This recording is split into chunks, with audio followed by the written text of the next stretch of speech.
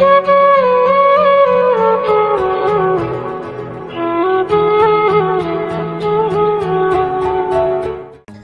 Viewers, আমাদের চ্যানেলের ভিডিওর নোটিফিকেশন সবার আগে পেতে চাইলে নিচে থেকে সাবস্ক্রাইব বাটনটি ক্লিক করে পাশে থাকা বেল আইকনটি বাজিয়ে দিন। আর হ্যাঁ, ভিডিওতে লাইক দিয়ে শেয়ার দিতে মোটেও ভুলবেন না কিন্তু। জিসান নরম সুর, একবার আমাকে বলতে পারতে আমার ছেলে মরেনি, বেঁচে আছে, তাহলে হয়তো আমার জীবিত ছেলের মৃত্যুবার্ষিকী পালন করতাম না। আপনার কি মনে হয় আমি আপনাকে বলবো আর আপনি আপনার পরিবারের কাউকে বলবেন না নীল বেঁচে আছে? ওরা কেউ জানলে আমার নীলকে আমার থেকে কেড়ে নেবে, তাই বলিনি। কতদিন হলো খুঁজে পাওয়া যাচ্ছে না নীলকে? আজ থেকে 2 মাস 17 দিন। বাসা ছেড়ে চলে যাওয়ার কারণ কি ছিল? ও বাসা ছেড়ে যায়নি, তাকে যেতে বাধ্য করা হয়েছে। ঠিক বুঝলাম না, ক্লিয়ার করে বলো। অতঃপর সবকিছু বলে শুরু থেকে শেষ অবধি জিসান চোখের কোণে জমে থাকা পানি চট করে মুছে নিল। তোমার ভাবি কোথায়? কেন? ওদের দিয়ে আপনি কি করবেন? যে মহিলার জন্য সবকিছু হয়েছে তাকে এই মুহূর্তে গুলি করে মারতে ইচ্ছে করছে। আমি ওদের 3 জনকে তাড়িয়ে দিয়েছি। 3 জনকে তাড়িয়ে দিয়েছি মানে? তোমার মেয়ে কোথায়? নীলুকেও ওদের সাথে দিয়েছি। সবকিছু শোনার পর মনে হলো এখানে নীলুর কোনো দোষ নেই, ও বাচ্চা মেয়ে। তোমার ভাবি যেইভাবে নীলাকে বলেছে সে ঠিক সেইভাবেই করেছে। তোমার ভাবি হলেন পরিচালক, শাস্তি দিলে শুধু তাকে দিবেন, নীলুকে বাসা থেকে বের করে দেওয়া ঠিক হয়নি। নীলু এখন কোথায় আছে? শুনেছি ওরা এখন আমার চাচাতো বোনের বাসায় আছে, এখান থেকে 50 কিলো দূরে। আচ্ছা, নীলের কোথাও বন্ধু আছে? হ্যাঁ, আছে 2 জন। ওদের কাছে কোনো খবর পাওয়া যায়নি, নীলের সাথে ওদের কোনো যোগাযোগ নেই। কিভাবে থাকবে, সিম পাল্টে ফেলেছে। আচ্ছা, ওর গার্লফ্রেন্ড মানে ছিল? হ্যাঁ ছিল তো, মাঝে মধ্যে বাসে নিয়ে আসতো। মেয়েটার নাম মনে হয় নিশিতা। এর চেয়ে বেশি কিছু আমি জানি না, তবে নীলুর সাথে সবকিছু শেয়ার করতো। নিশিতার বাসা কোথায় জানো? না, ওসব কিছু জিজ্ঞাসা করা হয়নি। নীলু বলতে পারবে, কিন্তু ও তো এখন বাসায় নেই। আমার সাথে চলো। কোথায় যাব? নীলুর কাছে যাব, ওর থেকে নিশিতার সম্পর্কে সব জানতে হবে। কিন্তু নিশিতার সম্পর্কে জেনে আমরা কি করব? নিশিতা যদি সত্যি নীলকে ভালোবেসে থাকে তাহলে নিশিতার সাথে নীলের কথা হয়, এর মাধ্যমে নীলকে খুব তাড়াতাড়ি খুঁজে বের করতে পারবো। ওদের কাছে আমি যেতে পারবো না, তবে ফোন করে সব জেনে নিতে পারি। নাম্বার নাও আর কথা বলো। 017। একবার 2বার কল রিং হবার পর নীলু ফোন রিসিভ করলো। তুমি কি নীলা বলছো? জি, কিন্তু আপনি কি? আমি নীলের বাবা। আচ্ছা, নীলের গার্লফ্রেন্ড নিশিতার ঠিকানা দেবে? দিচ্ছি, মেসেজ করে। আচ্ছা, নীল কি সত্যি নিশিতাকে ভালোবাসতো নাকি ওরা শুধু বন্ধু ছিল? কি বলছেন? 4 বছরের রিলেশন ওদের। ভাইয়া নিশিতা আপুকে পাগলের মতো ভালোবাসে। ঠিক আছে, তুমি তাড়াতাড়ি ঠিকানা দাও, আর হ্যাঁ, কালকের ভেতরে বাসায় চলে আসবে। কিন্তু আঙ্কেল, আম্মু। তোমার আম্মু কিছু বলবে না, আমি আছি। জিসান ফোন রেখে বাইরে চলে আসে। সাথে নুরও এসেছে। বাইরে এসে দেখে জিসান একা আসেন, আরো 2টা গাড়ি, সব মিলিয়ে 10 জন মানুষ এসেছে। ওনারা এতক্ষণ বাহিরে কেন দাঁড়িয়েছিলেন? জিসান কোনো কথা বললো না। নীলের ঠিকানায় পৌঁছে সবাই ওদের বাসায় ঢুকে পড়লো। এদিকে কাজের মেয়েটা চেঁচামেচি শুরু করে দিয়েছে। দরজা খোলার পরেই সবাই কিছু না বলেই ঢুকে পড়ে। চেঁচামেচি শুনে নিশিতার বাবা আর ভাই চলে আসে। এই মিস্টার, কারা আপনারা? অভদ্রদের মতো কিছু না বলেই বাসায় ঢুকে পড়লেন। আপনার মেয়ে নিশিতা কোথায়? জিসান নিশিতার বাবাকে উদ্দেশ্য করে বলল, আমার মেয়েকে কেন করছেন? কি করেছে আমার মেয়ে? কিছু করেনি, আমরা আপনার মেয়েকে দেখতে এসেছি। প্লিজ একটু ডেকে নিয়ে আসুন। কিন্তু কেন?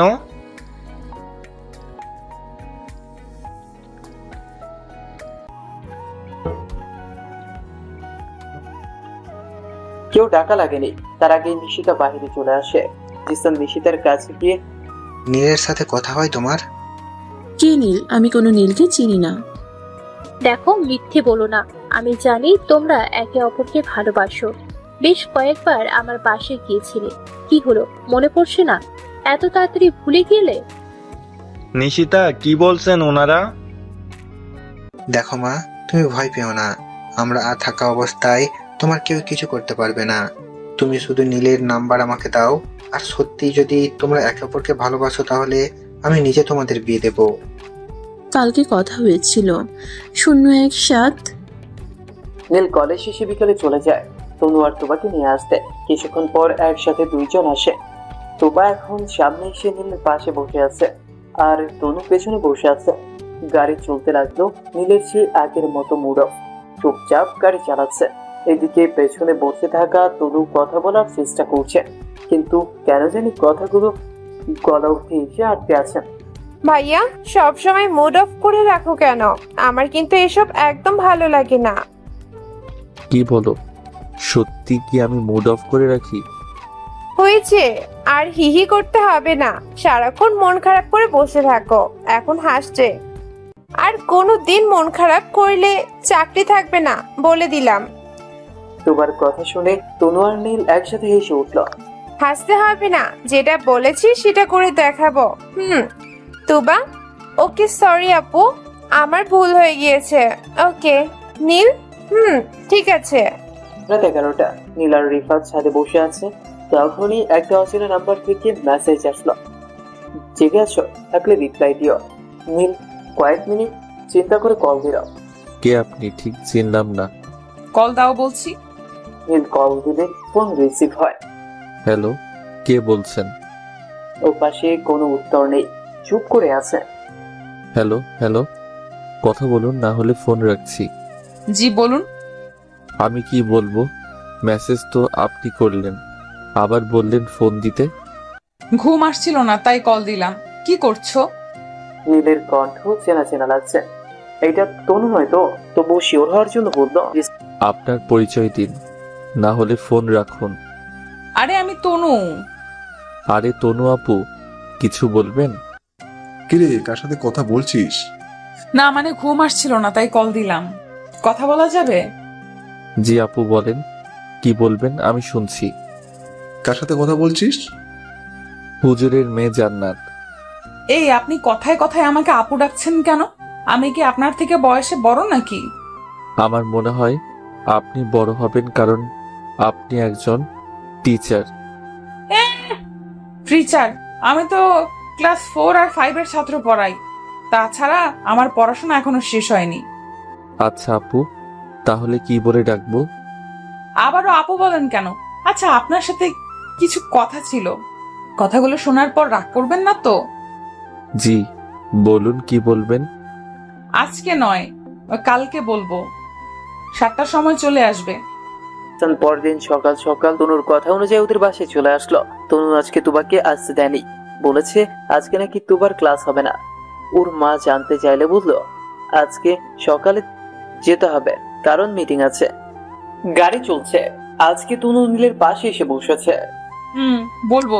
তার আগে এটা বলো, কথাগুলো শোনার পর যদি তোমার ভালো না লাগে তাহলে সব কিছু এইখানেই ভুলে যাবে, বাইরে কেউ যেন জানতে না পারে। আরে কি এমন কথা বলুন, কেউ জানবে না। তনু কিছুক্ষণ চুপ থেকে, আপনি আমাকে বিয়ে করবেন? তনুর এমন কথা শোনার পর নীল হা করে তাকিয়ে আছে তনুর দিকে। তনু আবারও বলতে শুরু করলো, আমি প্রেম ভালোবাসায় বিশ্বাসী নই। আপনাকে আমার ভালো লাগে, জানি এটা পাপ, তবুও আমি এই পাপ করতে যাচ্ছি, কারণ সত্যি আমি আপনাকে মনে মনে ভালোবেসে ফেলেছি। আপনি কি আমাকে আপনার করে নেবেন? আপনি কি আমাকে আপনার করে নেবেন? তনু কথাগুলো বলে নীলের মুখের দিকে তাকিয়ে আছে। নীল সামনে তাকিয়ে গাড়ি চালাচ্ছে। তনুর বলা কথাগুলো নীলের হজম হচ্ছে না, তাই চুপচাপ বসে আছে।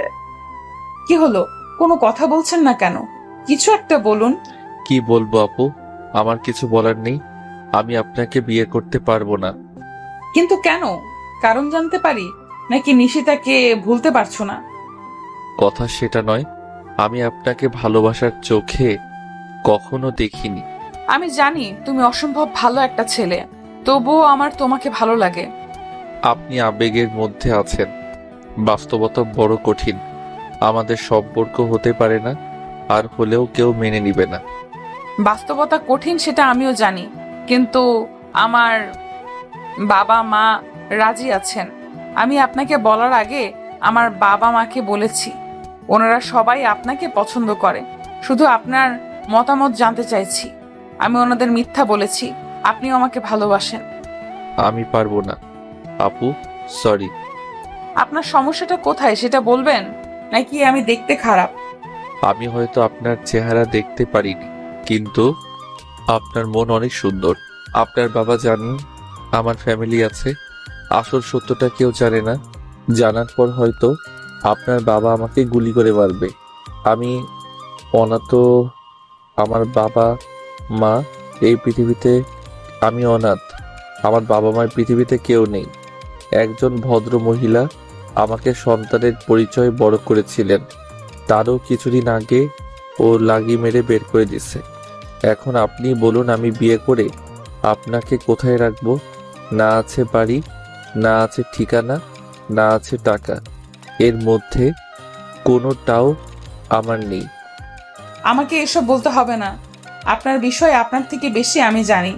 আপনার কথা আব্বুর কাছে বলার পর উনি সময় নিয়েছিলেন। ওই সময় রিফাতের কাছ থেকে সব কিছু জেনে নিয়েছেন। কোনটা সত্য কোনটা মিথ্যে সবই বলেছে রিফাত।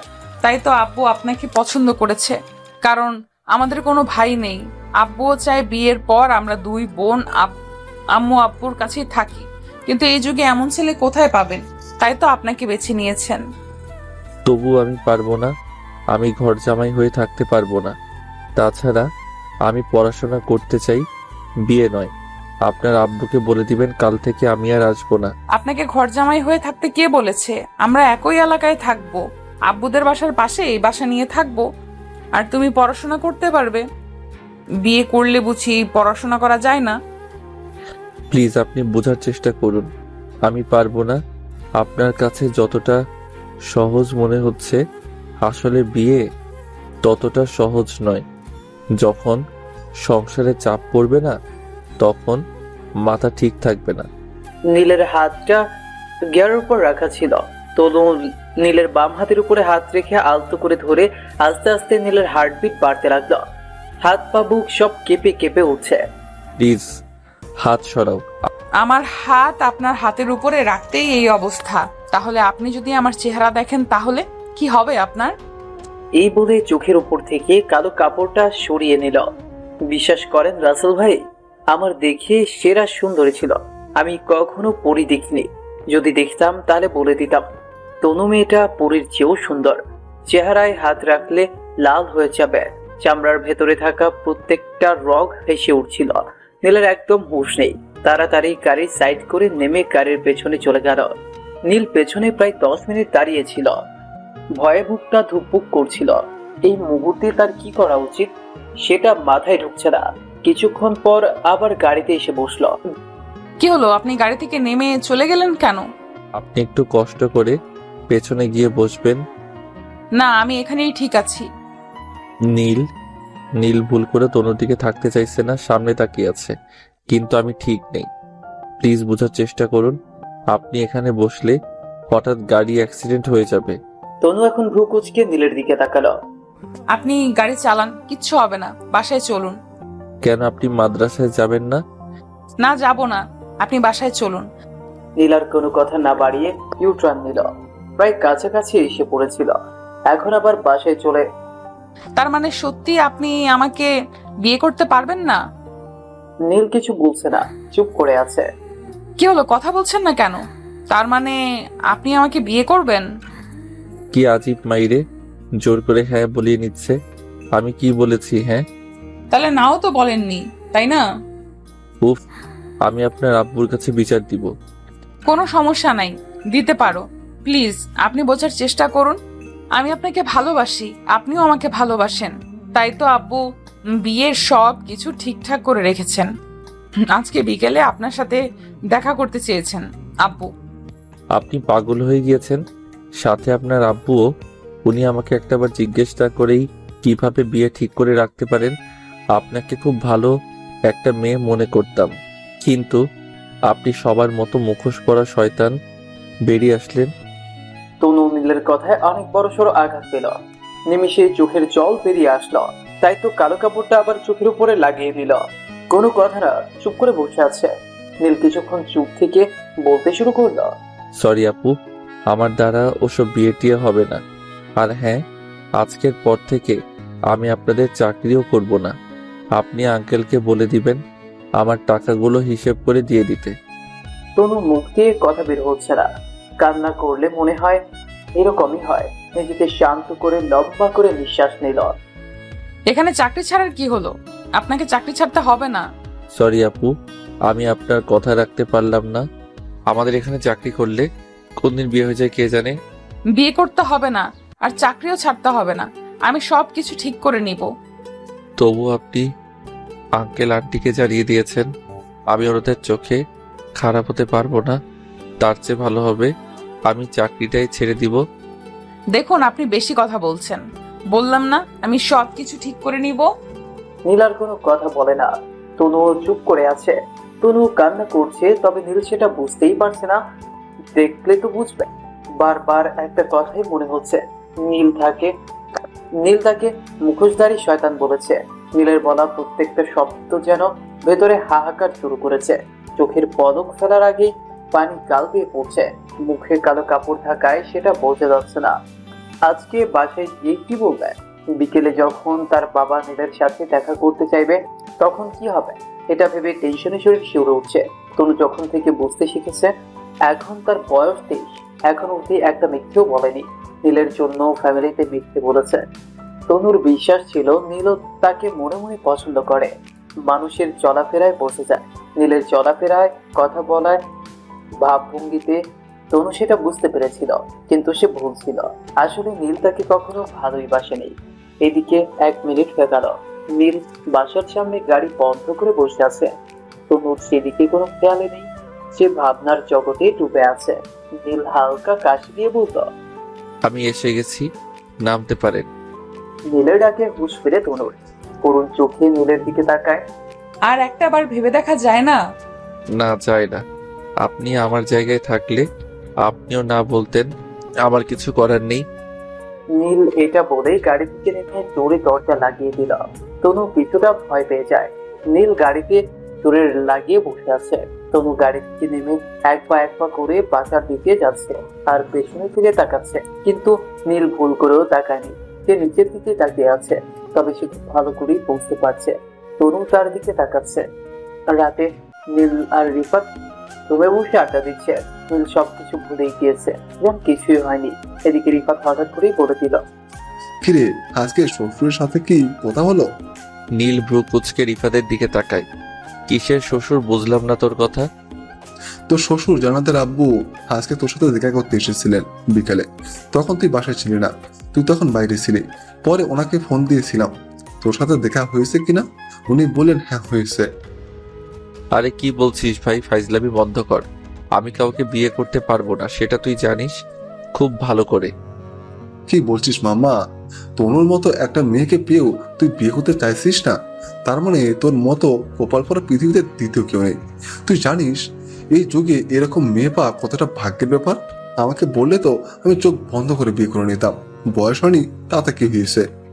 তাহলে তুই করে নে ভাই, আমাকে কেন প্যারা দিচ্ছিস? তনু তো আমাকে নয়, তোকে বিয়ে করতে চায়। তুই চুপ করবি? লাইট অফ কর, আমি ঘুমাবো। নীল চোখ বন্ধ করে শুয়ে পড়ে। রিফাত আর কথা না বাড়িয়ে লাইট অফ করে ঘুমিয়ে পড়ে। নীল চোখ বন্ধ করে এপাশ ওপাশ করছে, কিন্তু কিছুতেই ঘুম আসছে না। বারবার তনুর চেহারা ওর সামনে চলে আসছে। তনু সকাল থেকে রুমের দরজা বন্ধ করে বসে আছে, এখনো কিছু খায়নি। তনুর বাবা তনুকে দরজা খুলতে ডাকছে, কিন্তু তনু কিছুতেই খুলবে না। আচ্ছা, আমরা কি করলাম? খাবারও তো কোনো দোষ করেনি, তাহলে তুই না খেয়ে আছিস কেন? রাগ করলি নীলের সাথে, তাহলে সেই রাগ আমাদের উপরে ঢালার কি দরকার? নীলের কপাল খারাপ, তোর মতন একটা মেয়েকে দূরে সরিয়ে দিয়েছে। নীল যদি তোকে সত্যিই ভালোবাসতো তাহলে বিয়ের কথা শুনে পিছনে যেত না। প্লিজ আম্মু, শুধু শুধু আজেরা কথাবার্তা বলো না। আমি কারোর উপরে রাগ করিনি। যাও, আমাকে ডিস্টার্ব করো না রুমের ভেতর থেকে। তুই চিন্তা করিস না, ভাত খেয়ে নে, না হলে শরীর খারাপ করবে। আমি নীলের সাথে কথা বলছি, তোদের মতো কি হয়েছে সেটা আমি সমাধান করে দিচ্ছি। তুই শুধু কালকে সকাল পর্যন্ত অপেক্ষা কর। বুঝলাম না তোমরা কি শুরু করেছো। বললাম না আমাদের মধ্যে কিছু হয়নি, তাহলে কেন বেড়া দিচ্ছ? তনু কিভাবে বলবে? একটা মিথ্যাকে লোকাতে হাজারটা মিথ্যে বলতে হচ্ছে তনুকে। সবাই জানে একজন আরেকজনকে ভালোবাসে। নীল বলেছে এখন বিয়ে করতে পারবে না, তাই সব ঝামেলা এটাই বলেছে। জিসান নাম্বার পেয়ে সাথে সাথে কল দিল নীলের ফোনে, কিন্তু কেউই রিসিভ করেনি। পরে আবারও কল দিল, এইভাবে বেশ কয়েকবার কল দিল, কিন্তু কেউই কল রিসিভ করেনি। আমার মনে হয় নীলের হাতের কাছে ফোন নেই, তাই রিসিভ করছে না। একটু পরে কল দাও। আচ্ছা আপনি কে? আপনাকে তো চিনতে পারলাম না। আমি তোমার শ্বশুর, নীলের বাবা। ওই কে আপনারা? সেই কখন থেকে বাসায় ডেকে উল্টাপাল্টা কথা বলছেন।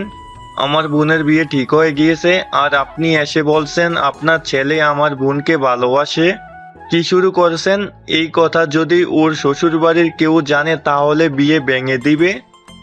তাহলে ভেঙে দাও বিয়ে।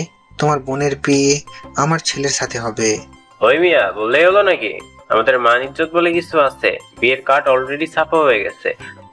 এদিকে নিশিতা দর্শকদের মতো মধ্যখানে দাঁড়িয়ে আছে। তো কি হয়েছে? আমরা কার্ডে টাকা দিয়ে দিব জিসানের সেক্রেটারির। আপনি আমাদের টাকার গরম দেখাচ্ছেন? আপনার মতো বড় লোকদের দিনে 4-5 বার কদম তুলিতে বেচা কেনা করতে পারবো আমি। তাহলে আপনি আমার স্যারের সিমেন্ট ফ্যাক্টরি কিনে দেখান। স্যারকে কিনতে হবে না। যদি কিনতে পারো তাহলে আমরা চলে যাব। শান্ত, কি বলছিস সব? এটা আমাদের ছেলের শ্বশুর বাড়ি, বেয়াদবি করা যাবে না। শান্তর হয়ে আমি ক্ষমা চাইছি, আপনারা মাইন্ড করবেন না। শুধু সিমেন্ট কেন, ওনার যা আছে বল, আমি কিনে নিব। মিকি মেঘনা গ্রুপ। কোন মেঘনা? ফ্রেশ চিনো? রানা এবার চুপ করে গেল। নিশিতার বিশ্বাস হচ্ছে না জিসানের বাবার এত টাকা পয়সা, তাহলে নীলু কি আমাকে মিথ্যে বললো? নিশিতা এইসব ভাবছে। দেখুন, আমি চাইলে জোর করে হলেও আপনার মেয়েকে আমার ছেলের জন্য তুলে নিতে পারবো, কিন্তু আমি সেটা করব না। আমিও ভালোবেসে বিয়ে করেছি, তাই ভালোবাসার মর্ম বুঝি। আমার ভালোবাসা আমার বাবা মেনে নেননি, তাই পালিয়ে বিয়ে করেছি। যাকে সে অনেক কথা, আমি চাই না আমার ছেলেও পালিয়ে বিয়ে করুক। ভালো হয় আপনারা রাজি হয়ে যান, আমরা ধুমধাম করে ওদের বিয়ে দেব। বুঝিয়ে বললে সবাই রাজি হয়ে যায়। বাসায় কবে এসেছো? নিশাদ মনে মনে অনেক খুশি। নীল পরদিন সকালে ওদের বাসায় যায়। অনেক ভেবে চিন্তে দেখলো এখন চাকরি ছেড়ে দিলে অনেক বড় ঝামেলা হয়ে যাবে। সামনের মাসে টাকার দরকার। বেশ কিছুক্ষণ বাহিরে দাঁড়িয়ে আছে নীল, এখনো বাসা থেকে কেউই বের হয়ে আসছে না। দরজায় নক করলো। আন্টি, তুবা কোথায়? দেরি হচ্ছে তো। ওরা কেউ আজকে যাবে না, তুমি বরং কালকে এসো। কেন আন্টি, কোনো সমস্যা হয়েছে? আন্টি তখন বড় বড় চোখ দিয়ে তাকালেন নীলের দিকে। সব সমস্যা বাড়িয়ে বলছে কোনো সমস্যা? এখন কিছু বলাও যাবে না, মেয়ের জামাই বলে কথা, না হলে বেশ কয়েকটা কথা শুনিয়ে দিতেন। না বাবা, তেমন কোনো সমস্যা নয়, তনুর শরীর খারাপ তাই যাবে না। তখনই তুবা আসলো দরজার সামনে। নীল ভাইয়া, তুমি এসেছো? তোমরা নাকি আজকে যাবে না? না, এদিকে আসো, তোমার সাথে কথা আছে। তুমি কালকে পড়াতে আসোনি কেন? আন্টি তখন ভেতরে চলে গেলেন আর তুবা নীলকে বাইরে নিয়ে আসলো। আচ্ছা, কি হয়েছে ভাইয়া? তুমি আপুকে কি বলেছো? কই, আমি কি বলবো? কেন, কি হয়েছে তোমার আপুর? মিথ্যে বলো কেন? তুমি বলনি আপুকে বিয়ে করতে পারবে না? আরে কি বলছিস বোন, তুইও পাগল হয়ে গেলি তনু আপুর মতো? আমি যেটা বললাম তুমি সেটার উত্তর দাও। তোমার জন্য আমার আপু কালকে থেকে না খেয়ে আছে। আমার পক্ষে বিয়ে করা সম্ভব নয় তুবা, তুই ছোট মানুষ, কিছু বুঝবি না। সো তুই চুপ থাক। আর হ্যাঁ, তনু আপুকে বলিস খেয়ে নিতে। আমি ছোট মানুষ? আচ্ছা, আমিও দেখবো তুমি বিয়ে কিভাবে না করো। তুবা হন হন করতে করতে চলে গেল। এইদিকে নীল বাসায় চলে আসে আর তুবা রুমে গিয়ে মামাতো ভাই শাওনকে ফোন দিয়ে সবকিছু খুলে বলে। বিকেলে নীল আর রিফাত বাসার সামনে টং দোকানে বসে চা খাচ্ছে। তখনই হামলা শুরু হয়ে গেল। শাওন সহ 8 জন 4টা বাইক নিয়ে এসেছে, হাতে লাঠি। এই নীল, এদিকে আয়। হ্যালো, কে? কারণ শাওন ওদের কলেজেই পড়ে, সিনিয়র, বখাটে ছেলে। কি হলো তোর আসতে এতক্ষণ লাগে এইদিকে? নীল সামনে গিয়ে দাঁড়িয়ে আছে। কিছু বলবেন? তুই এইগুলা কি শুরু করছিস ভাই? আমি আবার কি করলাম শাওন ভাই? আমি আপনার কথা বুঝতে পারছি না। এই বেটা, তুই আমার কথা বুঝিস না? এতদিন তনুর সাথে রিলেশন করে এখন বিয়ের কথা বলতেই মানা করে দিলি? সরি ভাই, আপনার কোথাও ভুল হচ্ছে। তনু আপুর সাথে রিলেশনে যাইনি। এই দেখ, মিথ্যে শুনলে আমার মাথা কাজ করে না। সেদিন মার্কেটে তোর জন্য কাপড় কিনেছে, ঘড়ি কিনেছে। ফুপু জিজ্ঞেস করলে বলেছিল শাওন ভাইয়ের জন্য কিনেছি। ও মা, পরে আমাকে না দিয়ে তোকে দিয়েছিল। সেদিন বুঝতে পেরেছিলাম তোদের মধ্যে কিছু চলছে। আজকে সেটা তুবা ক্লিয়ার করে দিল। আরে ভাই, আপনি ভুল ভাবছেন। আমি এই চুপ, আর একটাও মিথ্যে বলবি না। সোনায় মরি থাকতে হইলে আগামী 3 দিনের ভেতরে তোকে তনুকে বিয়ে করতে হবে, নাহলে গুম করে ফেলবো তোকে। শাওন কোমরে থাকা বন্দুক দেখিয়ে দিল। সাথে সাথেই নীলের গলা শুকিয়ে কাঠ হয়ে গেল। ভাই, আপনি আমাকে এইভাবে বলতে পারেন না। নীল ভয়ে বেচারা শেষ হয়ে যাচ্ছে। এই চুপ, আমি কিভাবে বলতে পারবো? সেটা কি তোর কাছ থেকে শুনবো? ভালোই ভালো বিয়েতে রাজি হয়ে যা, না হলে আমার পিস্তলের 2টা ক্যাপসুল তোর মাথায় গিটার বাজাবে। তখনই নীলের ফোনে কল আসে। নীল বেচারা ভয় পেয়ে চুপসে আছে। এদিকে ফোনের রিংটোনের কারণে শাওনের কানে সমস্যা হচ্ছে। এই বেটা, ফোন ধরিস না কেন? জি। শাওন ধমক দিয়ে নীল ধমক শুনে ফোন রিসিভ করে। ওপাশ থেকে নূরজাহান বেগম হো হো করে কেঁদে দিলেন। নীলের বুঝতে অসুবিধা হয়নি এরা তার আম্মু। আম্মু, কি হয়েছে তোমার? কাঁদছো কেন? নীলও কান্না করে দিল। আমাকে ক্ষমা করে দিস বাবা, আমি তোকে বুঝতে পারিনি, সত্যিটা না জেনেই। আম্মু প্লিজ, তুমি কান্না বন্ধ করো। আমার আম্মু কোনো ভুল করতেই পারেন না। প্লিজ কান্না বন্ধ করো। নীল চোখের পানি মুছে। কালকে থেকে তোর ফোন ট্রাই করছি, কেউ কল রিসিভও করছিল না। কোথায় আছিস তুই বল, আমরা এক্ষুনি তোকে নিতে আসছি। তোমাদের আসতে হবে না, আমি আজকেই চলে আসবো। কিন্তু তুই এখন আছিস কোথায় সেটা বল। আমি এখন নোয়াখালী। সো আর কিছু বলতে পারলো না। তার আগে শাওন ফোন নিয়ে বন্ধ করে দিল। কিরে, তুই চলে যাবি মানে? কোথায় যাবি? ভাইয়া, আপনি আমার ফোন দিন, আমি বাসায় যাব। তাহলে তনুর কি হবে? তোর কি মনে নেই কেউ তোকে ফোন দিয়ে চলে যেতে বলবে আর তুই চলে যাবি? তাহলে সেটা তোর ভুল ধারণা। তোকে হুদায় 3 দিনের ভেতরে সময় দিতে যাচ্ছিলাম। তোর আর তনুর বিয়েতে আজকেই হবে। বিয়ের পর যেখানে খুশি তনুকে নিয়ে যাস, কেমন? প্লিজ ভাই, আমাকে এখন যেতে দিন। আপনি যাকে বলবেন আমি তাকে বিয়ে করব। প্লিজ আমাকে এখন যেতে দিন। এই রিফাত, আর তোর বোন জামাইকে বাইকে তোল। দুজন মিলে নীলকে মাঝখানে বসিয়ে দিল। সাথে রিফাতকেও অন্য সাইকেলে তুলে নিল। কিছু দূরে গিয়ে শাওন তার ফুপুকে ফোন দিয়ে বলল নীল তনুকে বিয়ে করতে রাজি হয়ে গিয়েছে এবং সে আজকেই বিয়ে করবে, বাসায় কাজে নিয়ে আসার জন্য। ফুপুর বাসার বাইরে এসে নীলকে ওয়ার্নিং দেওয়া হলো। সাইম, তুই আর শুভ রিফাতকে নিয়ে আমাদের বাংলোতে চলে যা। আমি যখন বলবো তখন মেরে ফেলবি। যদি বিয়ে না হয় তবেই, আর আগ অবধি একটা ফুলের টোকাও দিবি না। শাওন তার বন্ধুদের বলে দিল। ওরা রিফাতকে নিয়ে চলে গেল। নীল অসহায়ের মতো তাকিয়ে আছে। ভাই, আপনি আমাকে মেরে ফেলুন, কোনো সমস্যা নেই, তবুও রিফাতের কিছু করবেন না প্লিজ। হাত জোর করে। দেখ ভাই, আমি কাউকে কিছু করব না। আমার কথা শুনলে আমার মতো ভালো মানুষ তুই এই পৃথিবীতে দ্বিতীয় পিস পাবি না। আর কথা না শুনলে আমার থেকে খারাপ এক পিসও নেই। এখন দেখ তুই কি করবি। ঠিক আছে ভাই, আমি বিয়ে করব। তার আগে কথা দিন রিফাতের কিছু হবে না। আমার বিপদে ওনারা আমাকে আশ্রয় দিয়েছেন, তাই আমিও চাই না আমার জন্য রিফাতের কিছু হোক। আরে ভাই, আমি এতটাও খারাপ নই। তোর জন্য তনুকে মরতে যাচ্ছিল, তাই আমি এরকম করেছি। রিফাতের কিছু হবে না। এখন তুই লক্ষ্মী ছেলের মতো মুখটা ভালো করে পরিষ্কার কর। শাওন নীলকে নিয়ে বাসার ভেতরে চলে যায়। এদিকে কাজীও চলে এসেছে। কেউ জানতে চায়নি নীল হঠাৎ করে আবার কিভাবে রাজি হলো, তাও নিজের ইচ্ছায়। সবাই মনে করেছে শাওন তাকে বুঝিয়ে বলেছে, তাই হয়তো রাজি হয়ে গিয়েছে। তুবা তনুর রুমে যায়। এই আপু, তাড়াতাড়ি রেডি হ, নীল ভাইয়া চলে এসেছে, একটু পরে কাজীও চলে আসবে। আচ্ছা, তোর নীল ভাইকে একটু আমার রুমে পাঠিয়ে দিবি? কেন, এখন রুমে এসে কি করবে? তাছাড়া আমিও বলেছিলাম আসতে, সে বলল একেবারে বাসর ঘরে আসবো। থাপ্পড় মেরে কান লাল করে ফেলবো। চল যা এখান থেকে। তুবা মুখ ভেঙচি কেটে চলে আসলো। অতঃপর বিয়েটা হয়েই গেল। কবুল বলার আগে কি হাজারো চিন্তা মাথায় ঘুরপাক খাচ্ছিল।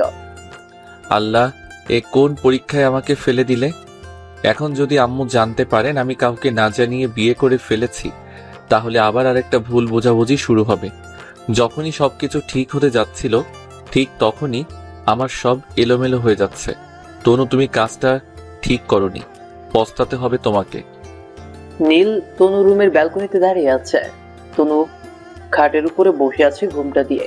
নীলের সেই দিকে কোনো খেয়াল নেই। রিফাতের জন্য টেনশন হচ্ছে। তার হাতে ফোনও নেই, কিভাবে জানবে রিফাত কেমন আছে? এদিকে আম্মু তো টেনশনে পাগল হয়ে যাবে। শাওন ফোনটাও দিয়ে যায়নি। 7-5 ভাবতে ভাবতে রুমে গিয়ে দেখে তনুর মোবাইল বালিশের পাশে রাখা। চট করে ফোন হাতে নিয়ে কল লিস্টে ঢুকতে যাবে, কিন্তু ঢুকতে পারে না, লক করা ছিল ফোন। এই মুহূর্তে তনুর ফোন দিয়ে কথাটা বলা ছাড়া আর কোনো উপায় নেই। এদিকে তনুর সাথে কথা বলতেও ইচ্ছে করছে না, ফোন হাতে নিয়ে পায়চারি করছে।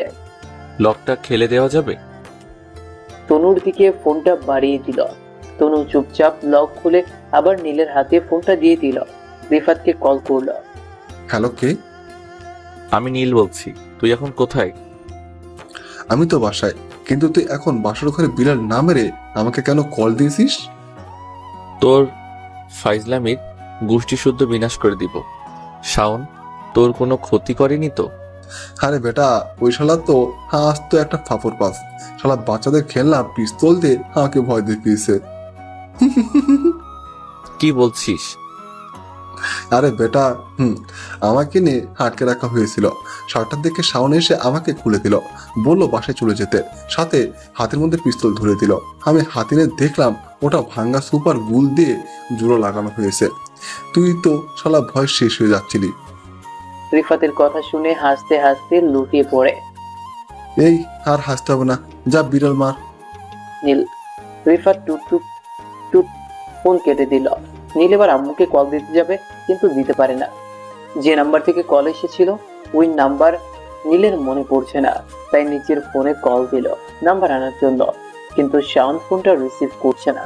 বেশ কয়েকটা দেবার পরেও যখন ফোন তুলছিল না, তখন বিরক্তি নিয়ে তনুর ফোনটা খাটের উপর ছুঁড়ে মারে। এতে ফোনের তো কিছু হয়নি, তবে তনুর হাতে গিয়ে পড়ে। তনু উফ বলে শব্দ করে। নীল সেটা দেখেও না দেখার মতো করে থাকে।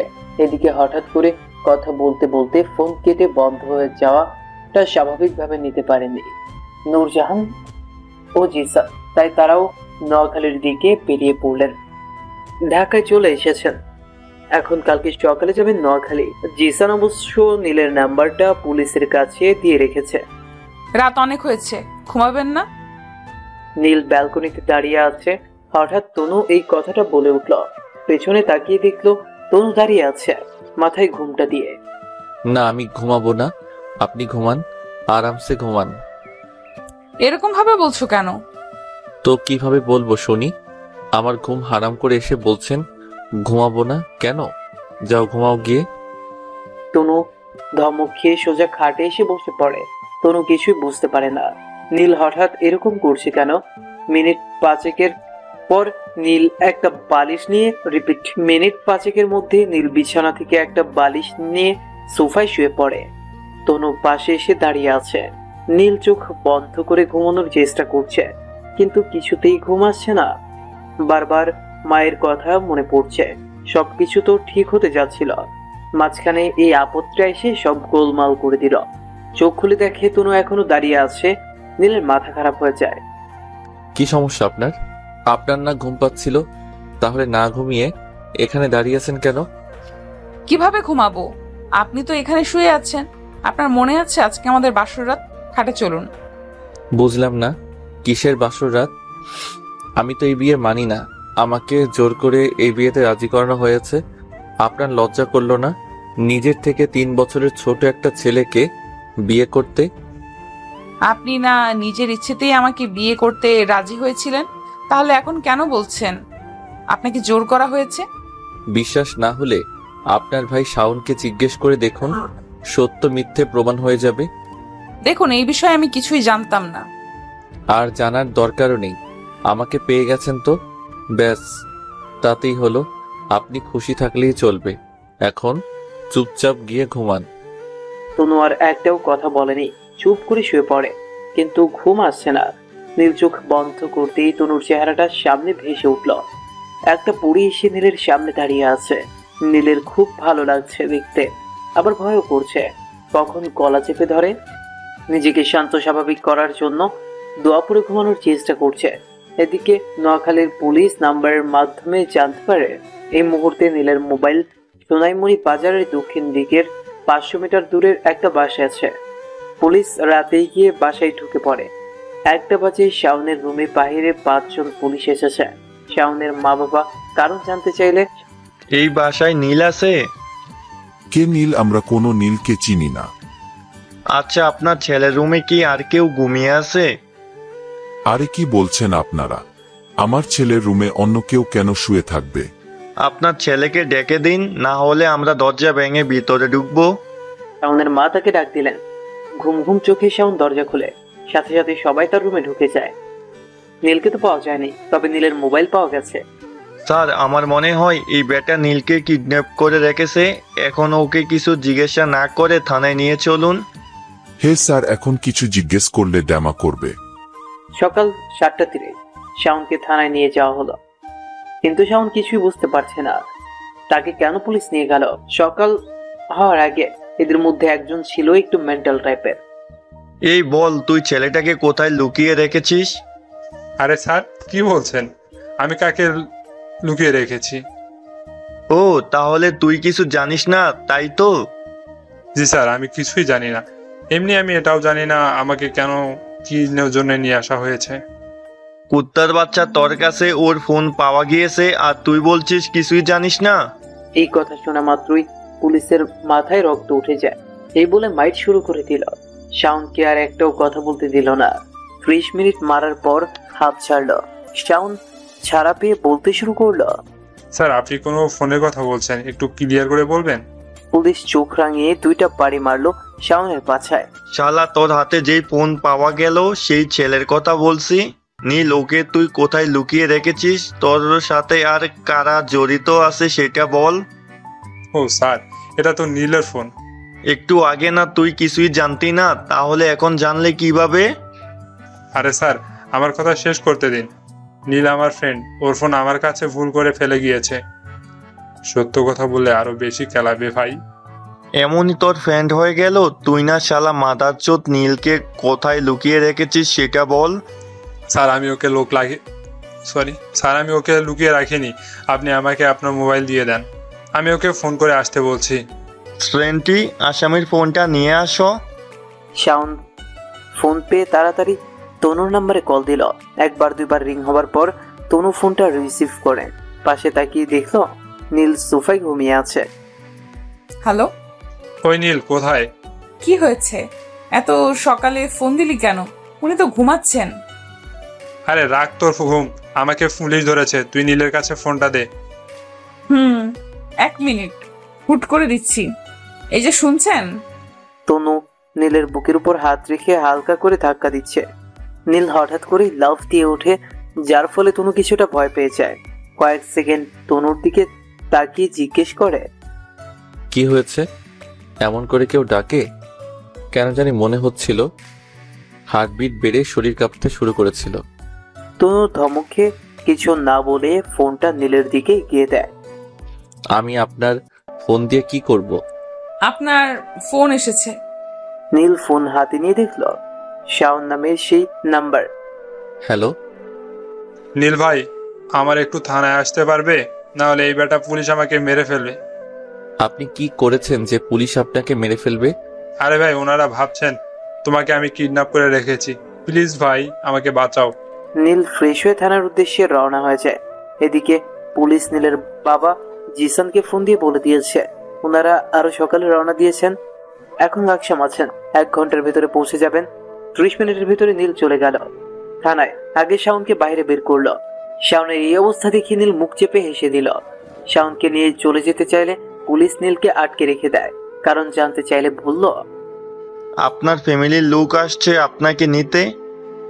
নীল শোনা মাত্র খুশিতে পুলিশকে জড়িয়ে ধরলো। শাওনকে একটা গাড়ি ডেকে হাসপাতালে পাঠিয়ে দিল। কিছুক্ষণ পর কয়েকটা গাড়ি এসে থানার সামনে দাঁড়ালো। কয়েকজন লোক এসেছে, সাথে নূরজাহান বেগম। নীল মাকে দেখে দৌড়ে গিয়ে জড়িয়ে ধরল। জিসান নীলকে দেখে তার চোখের কোণে পানি জমেছে। ছেলেটা কত বড় হয়ে গিয়েছে। নীলকে তার মা সিলেটে নিয়ে চলে আসেন। মাকে পেয়ে নীল সবার কথা ভুলেই গেল। আর রিফাতকে একবার ফোন দিয়ে বলেছিল। তনুর কথা তো তার একদম মনেই ছিল না। গাড়িতে বসে আছে, গাড়ি ঢাকার দিকে এগোচ্ছে। সামনে ড্রাইভার আর জিসান বসে আছে, পেছনে নীল তার মায়ের পাশে বসে আছে। এতদিন পর মাকে পেয়ে মায়ের কোলে মাথা রেখে বকবক করেই যাচ্ছে। জিসান সেটা খুব ভালো করেই দেখে যাচ্ছে। নূর একবার ইশারায় বলেছিল নীলকে জিসানের কথা বলবে কিনা। জিসান বারণ করে দিল। জিসান চাই কিছুদিন পরে জানাতে, আগে সবকিছু আগের মতো হোক। তারপর একে একে 2 দিন চলে যায়। নীল ভুল করেও তনুর সাথে যোগাযোগ করেনি। তনু বেশ কয়েকবার ফোন দিয়েছিল, কিন্তু কেউ ফোন রিসিভ করেনি। তনু এটা বিশ্বাস করে। পরের দিন সকালে নিশাদ নীলের বাসায় আসে। পরের দিন সকালে নীল ছাদে বসে আছে, তখনই নিশাদ আসলো। নিশাদকে দেখে একটু নড়ে চড়ে অন্যদিকে তাকিয়ে বসে থাকলো। নিশাদ কাছে এসে নীলের পাশে বসে বলল, হালকা কাশি দিল। অমনি নীল হালকা চোখে একবার তাকালো নিশাদের দিকে। বাসায় কবে এসেছো? নীল চুপ করে আছে, কোনো কথা বলতে ইচ্ছে করছে না। কেন জানি এই মুহূর্তে নিশাদকে সহ্য হচ্ছে না। চট করে মনে পড়ে যায় সেদিন নিশাদ নীলকে জালুস বলে গালি দিয়েছিল। নিমিষে মাথা খারাপ হয়ে যায়। কি হলো, কথা বলছো না যে? মনে হয় অভিমান করে আছো। অভিমান করার কথা, আমার ওই দিন ওরকম করে বলা ঠিক হয়নি। কে আপনি? নিশাদ কিছুটা অবাক হয়ে বলল, কে মানে? আমাকে তুমি চিনতে পারছো না? ফাইজলামি করছো কেন? ফাইজলামি করবো কেন? এই তুই কে, আর এখানে কি করছিস?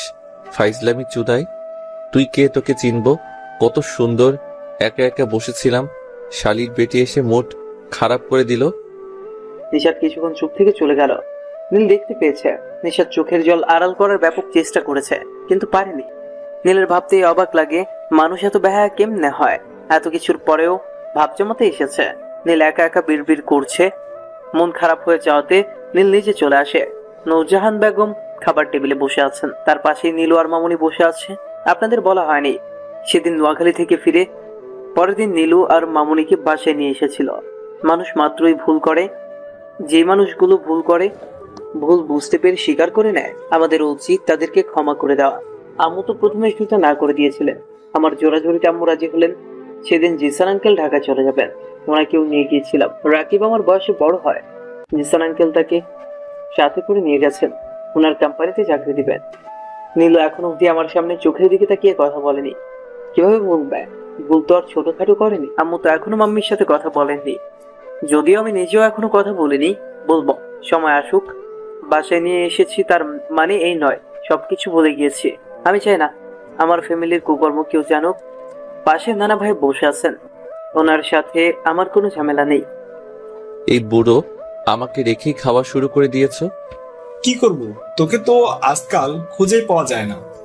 আর তাছাড়া তুই তো বউয়ের সাথে আড্ডা দিতে বিজি ছিলি। আরে কি বলো, এখানে বউ কোথা থেকে আসলো? নীল, তুই নিশাদকে কি বলেছিস? নিশাদকে আমি কি বলবো? কই আমি তো কিছু বলিনি। তুই কিছু না বললে নিশাদ কান্না করে বাসা থেকে চলে গেল কেন? ও আরে ওর একটা ফোন এসেছিল। নিশাদ তাইর বান্ধবী রোহির অ্যাক্সিডেন্ট হয়েছে, তাই হাসপাতালে গিয়েছে। তুই মিথ্যে বলছিস? দেখ, শান্তিতে খেতেও দিবে না। নীল চেয়ারে বসে খাবারগুলো মুখে দিতে লাগলো। কি হয়েছে বল আমাকে। আমি কিন্তু এখন উঠে চলে যাব। আচ্ছা যেতে হবে না, খাওয়া শেষ করে আমার রুমে আয়, কথা আছে। আম্মু চলে গেলেন। নীল চুপচাপ খেয়ে যাচ্ছে। এই কম করে খাবার খা, না হলে মোটা হয়ে যাবে। নীলু নীলের দিকে তাকিয়ে পানি খেয়ে বসে আছে। ও মা, মন খারাপ কেন? আচ্ছা খেয়ে নে। তুই মোটা কিভাবে হবি? তোর তো শরীরে কিছুই নেই, শুধু হাড়গোড় ছাড়া। নীলু এবার ফিক করে হেসে দিল, তবে কিছু বললো না। বলার মুখ তার নেই। নীলের দিকে তাকিয়ে ভাবছে। কি রে, এইভাবে তাকিয়ে কি ভাবছিস? না খেলে উঠে চলে যা, না হলে আমার দিকে যেইভাবে তাকিয়ে আছিস পরে আমার পেট ব্যথা করবে। নীলু নীলের দিকে তাকিয়ে মুচকে হেসে চলে যায় রুমে। এদিকে মামুনি আমাদের এসব কথাবার্তা শুনে অবাকের উপরে অবাক হচ্ছেন। এত ভালো সরল মনের ছেলে তাকে কত কষ্টই না দিয়েছে, তবুও সব কষ্ট হাসি মুখে মেনে নিয়েছে, একবারও প্রতিবাদ করতে চায়নি। সে নিজের উপরে নিজের ঘৃণা হচ্ছে। কি করে পারলাম ছেলেটার উপর মিথ্যা অভিযোগ দিতে? এত কিছুর পরেও তার বাবা ভাতের উপরে আঙুল ঘুরাচ্ছে। নীল সেটা খুব ভালো করে খেয়াল করেছে। মামুনি, কি ব্যাপার বলো তো? তুমি না খেয়ে তো কি ভাবছো? আচ্ছা, তোর কখনো মনে হয়নি আমরা যা কিছু করেছি তার জন্য আমাদের শাস্তি পাওয়া উচিত? মামুনি, প্রতিশোধ নিয়ে কখনো সমস্যার সমাধান হয় না।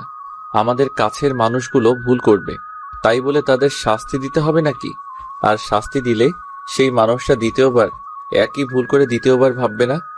আর যদি আমরা তাদের শাস্তি না দিয়ে ক্ষমা করে দিও, তাদের একটু ভালোবেসে বুঝাই, তাহলে সে বুঝবে আর একই ভুল দুইবার করার চিন্তাও করবে না। আর তোমরা যেই ভুলটা করেছো না, তার শাস্তি হলো তুমি আমাকে যতটা ভালো আগে বাসতে ঠিক ততটা ভালোবাসবে এখন। এটা আমার অর্ডার। মামুনি কি বলবেন কিছু বলার ভাষা খুঁজে পাচ্ছে না, চোখের কোণে পানি চিকচিক করছে। কি হলো মামুনি, তুমি আবার বাচ্চাদের মতো কান্না করছো কেন? আমি এই ফ্যামিলির কেউ না থাকা সত্ত্বেও ছোট বেলা থেকে এখন অবধি যতটা ভালোবাসা তোমরা সবাই আমাকে দিয়েছো, সেই ভালোবাসার কাছে এটা তো সামান্য চুল পরিমাণ অভিযোগ। তোমাদের জন্য আমি আমার প্রাণটা হাসি মুখে দিয়ে দিতে পারি। আমার একটাই অনুরোধ, আমি জানি না আমার বাবা মা কারা, আর জানতেও চাই না। আমি তো এটা মেনে নিয়েছি তোমরা সবাই আমার ফ্যামিলি, আমার আপনজন। কখনো কোনো দিন আমাকে আমার মায়ের থেকে সবার থেকে আলাদা করে দিও না, বাঁচতে পারবো না। চোখের পানি খাবারের উপর পড়লো। নীল তার রুমে চলে যায়। মামুনি আর নানা ভাই পাথরের মূর্তির মতো চেয়ারে বসে আছেন। বোমা, আমার ভাবতেও লজ্জা লাগছে। তুমি আমার ছেলের বউ কিভাবে হলে? ছেলেটা কি এত বড় হওয়া না দিলেও পারতে। খাবার টেবিল ছেড়ে চলে গেলেন। নীল রুমে বসে আছে, ফোন হাতে নিয়ে দেখলো তো 100+ কল দিয়েছে। সবসময় মোবাইল সাইলেন্ট থাকায় বুঝতে পারেনি। তাছাড়া বাসা আসার পর থেকে ভুল করেও একবার ফোন হাতে নিয়ে দেখেনি। কল ব্যাক করতেই ওপাশ থেকে শর্ট করে রিসিভ করে ফেলে। মনে হয় ফোন হাতে নিয়ে অপেক্ষায় ছিল। আসসালামু আলাইকুম। ওয়ালাইকুম আসসালাম। আপনি কোথায় আছেন? আজকে 3 দিন হয়ে গেল, কোনো খোঁজ খবর নেই। আপনার কিছু হয়নি তো? শাওন বলল আপনাকে আপনার মা নিতে এসেছেন। আপনি এখন কোথায় আছেন? একসাথে আরো হাজারটা প্রশ্ন ছুড়ে মারলো নীলের দিকে। আপনি একসাথে এতগুলো প্রশ্ন করলে আমি উত্তর দেব কিভাবে? আপনাকে কতবার কল করেছি কিন্তু কেউ কল রিসিভ করেনি। ফোন আমার কাছে ছিল না, আর আম্মু হঠাৎ করে আমাকে নিতে আসলে আর কাউকে বলার সুযোগ পাইনি, তাই না বলেই চলে এসেছি। আপনি ভালো আছেন তো?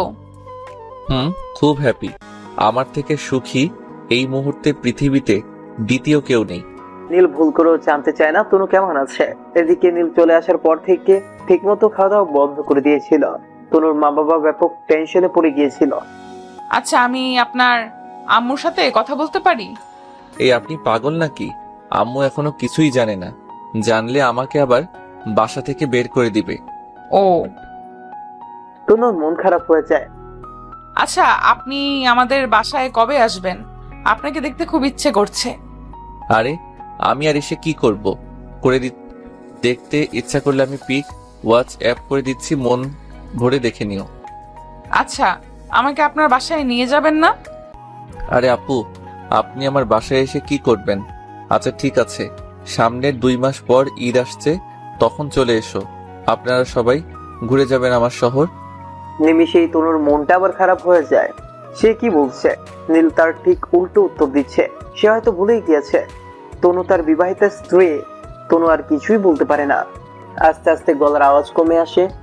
ঠিক আছে, ভালো থেকো, অন্য কোনো দিন কথা হবে। বলে ফোন কেটে দিল নীল। মনে হলো আম্মু তাকে বলেছিল রুমে যাওয়ার জন্য। নীল রুমে ঢুকে দেখলো তার আম্মু কারোর সাথে ফোন আলাপ করছে। নীলকে দেখিয়ে ফোন কেটে দিলেন না। আই বস। নীল তার মায়ের কোলে মাথা রেখে শুয়ে পড়লো। বাবাই, তোর কি শরীর খারাপ? না, শরীর খারাপ কেন হবে? হঠাৎ করে শুয়ে পড়লি, তাই ভাবলাম তোর শরীর খারাপ। আমার আর শরীর খারাপ সম্ভব নয়। আচ্ছা শোন, তুই সবসময় তোর বাবার সম্পর্কে জানতে চাইতি না?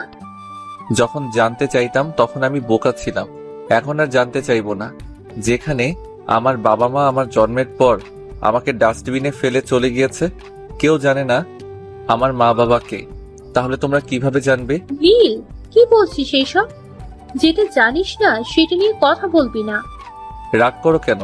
আচ্ছা বাদ দাও ওসব কথা, কেন ডেকেছো সেটা বলো। বাদ দেবো কেন? আমারই ভুল হয়েছে, ছোটবেলায় তো কি সত্যিটা বলিনি। তোর বাবা আছে, আমরা ছাড়াও তোর আরেকটা ফ্যামিলি আছে, এতদিন তোকে সেটা বলিনি, তার প্রয়োজনও পড়েনি, কিন্তু এখন বুঝতে পারছি না বলে কতটা ভুল করেছি। তাহলে হয়তো আজকে তোকে কেউ জারজ বলে গালি দিতে পারতো না। যেখানে আমার মা আমাকে জন্মের পর ফেলে চলে গিয়েছে, সেখানে কেউ জানে না আমার বাবাকে মাকে, তাহলে লোক তো জারজ বলবেই, এটা স্বাভাবিক। কিন্তু তোর তো সবাই আছে, বাবা আছে, ফ্যামিলি আছে, আর হ্যাঁ, তোর মা তোকে ছেড়ে যায়নি, তোর থেকে তোর মাকে কেড়ে নেওয়া হয়েছে। হয়তো আল্লাহ এটাই চাইতেন। কেড়ে নিয়েছে মানে? তোর মা বাবা ভালোবেসে বিয়ে করেছিল, যেটা তোর দাদা আর তার ভাই মেনে নিতে পারেনি, তাই অ্যাক্সিডেন্টের নাম করে ওরা মেরে ফেলেছিল তোর মাকে, আর তোকে আবর্জনায় ফেলে দিয়েছিল। ভাগ্যক্রমে তুই বেঁচেছিলি। তখন আমার মায়ের প্রেমিক কি করছিল? উনি কোথায় ছিলেন? ভালোবেসে বিয়ে করতে পারলেন, ভালোবাসার মানুষটিকে বাঁচাতে পারলেন না। নীল তার মায়ের এরকম নির্মম মৃত্যুর কথা শুনে ভেতরটা শিউরে উঠছে। তুই ভুল বুঝতে পারছিস, তোর বাবা তখন দেশে ছিল না, ওরা তো তোর মায়ের লাশটাও তোর বাবাকে দেখতে দেয়নি। যখন জানতে পেরেছিল এটা অ্যাক্সিডেন্ট নয় খুন, তখন তার চাচা আর কামরুলকে কুপিয়ে খুন করেছিল। পরে তোর বাবা জেলে চলে যায়। তোর বাবা জানতো না তুই বেঁচে আছিস, জানলে হয়তো খুন করে জেলে যেত না, তোর দিকে তাকিয়ে সব ভুলে যেত। এদিকে তোর মা মৃত্যুর আগে আমাকে বলেছিল তোকে ওই বাড়ির ছায়াও যেন তার উপরে না পড়ে। তুই হয়তো জানিস না তোর মা, স্বামীরা আর আমি কত ভালো বন্ধু ছিলাম, সেটা তোকে বলেও বোঝাতে পারবো না। নীলের চোখের জলে আর নাকের জলে এক হয়ে গিয়েছে। মায়ের শাড়ির আঁচল ভিজিয়ে দিয়েছে নাকের পানি আর চোখের পানি মুছে। মা বাবা কোথায়? কোন জেলে আছে বলো, আমি দেখা করব। তোর বাবা এখন জেলে নয়, খুন করার 3 মাস পর জেল থেকে ছাড়া পেয়ে যায়। দুইটা খুন করলে 3 মাস পর জেল থেকে বের হওয়া যায়? আরে পাগল, তোর বাবা ছিল তার বাবার একমাত্র ছেলে, তাই পানির মতো টাকা দিয়েছে এমপি মন্ত্রীদের। আর তুই তো জানিস আমাদের দেশে টাকা থাকলে সব হয়। ওনার বাবার এত টাকা পয়সা ছিল, তাছাড়া ওনার বাবার জন্যই তো আমার মায়ের খুন হয়েছে, তাহলে উনি তার বাবাকে কিছু করেনি? তুই এমন কেন? বাবা তো বাবাই, যতই ভুল করুক। আমি যদি কোথাও ভুল করে ফেলি, যে ভুলের কারণে তোর সবকিছু চলে যায়, তাহলে কি তুই আমাকে মেরে ফেলবি? প্রশ্নই ওঠে না। আমার আম্মু কখনো ভুল করতেই পারে না, তাহলে মারবো কেন? তোর বাবার সাথে দেখা করবি? আচ্ছা, সেটা পরে হবে। তুই নিশাদকে সরি বলবি। বুঝলাম না, আমি কেন তাকে সরি বলবো? ওই নিশাদ আমাকে সবকিছু বলেছে। আচ্ছা, যেখানে আমি তোকে অবিশ্বাস করেছিলাম, সেখানে নিশাদ কিভাবে তোকে বিশ্বাস করতো? আমি তো তোকে 20 বছর থেকে জানি তুই কি রকম, তবুও তো গোলমাল হয়ে গেল। তাহলে যেই মেয়েটা মাত্র 4 বছর থেকে জানে, সে কিভাবে বিশ্বাস করবে বল? এখন তুই ওদের বাসায় যাবি আর সরি বলে আসবি। আমি পারবো না। তুমি জানো না ও কতটা লোভী মেয়ে, সেটা আমি খুব ভালো করে জানি। তুই না গেলে আমি তোকে মাইর দিব। তাহলে দাও না। উঠ বলছি। আর দেখো আমার সাথে কি অবস্থা করেছে, নাকের পানি দিয়ে। চুপ করে বসে থাকবো তাই না? আমার মনে হয় আর কোনো কাজ নেই। চল ওঠ বলছি। আমি উঠতে পারবো না, তুমি চুপ করে বসে থাকো, আমার ঘুম পাচ্ছে। আউ ছাড়ো, উঠছি, লাগছে তো। ফ্রেশ হয়ে নিশাদকে ফোন দিয়ে বললাম বাইপাস আসার জন্য। গিয়ে দেখি নিশাদ আগে থেকেই দাঁড়িয়ে আছে, আমাকে দেখে মুচকি হাসি দিল। চলো পেছনে ওঠো। কোথায় যাবে? উঠবে নাকি আমি চলে যাব? নিশাদ কোনো কথা না বলে চুপচাপ উঠে বসলো। নীল সোজা কাজীবাজার সেলফি ব্রিজে চলে আসলো। বাইক সাইডে দাঁড় করিয়ে ফুচকাওয়ালার কাছে গেল। মামা 2 প্লেট ফুচকা দাও, বেশি করে ঝাল দিবা। তা পড়াশোনা কেমন চলছে? পড়াশোনা ছেড়ে দিয়েছি। কিন্তু কেন? তোমাকে বলেছিলাম না বাবা বিয়ে ঠিক করে ফেলেছেন। ও হ্যাঁ, আমার তো খেয়ালই ছিল না। তোমার স্বামী কি করে? তোমার মতনই বেকার।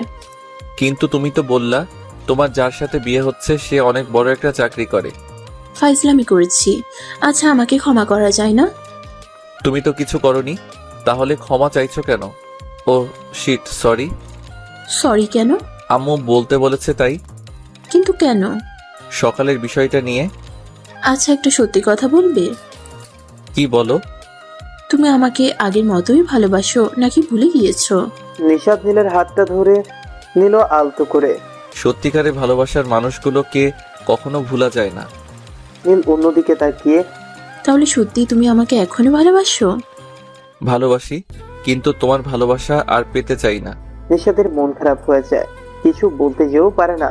থমকে যায় ফুচকা ওয়ালা ডাকে। নীল ফুচকার প্লেট নিয়ে খেতে শুরু করে। নীল খাওয়া শেষ করে দেখলো নিশাদ না খেয়ে হাতে নিয়ে বসে আছে। নীল মনে মনে চিন্তা করে, কোনো এক সময় মুখে তুলে খাইয়ে দিতাম, এখন দেইনি বলে বসে আছো নিশাদ।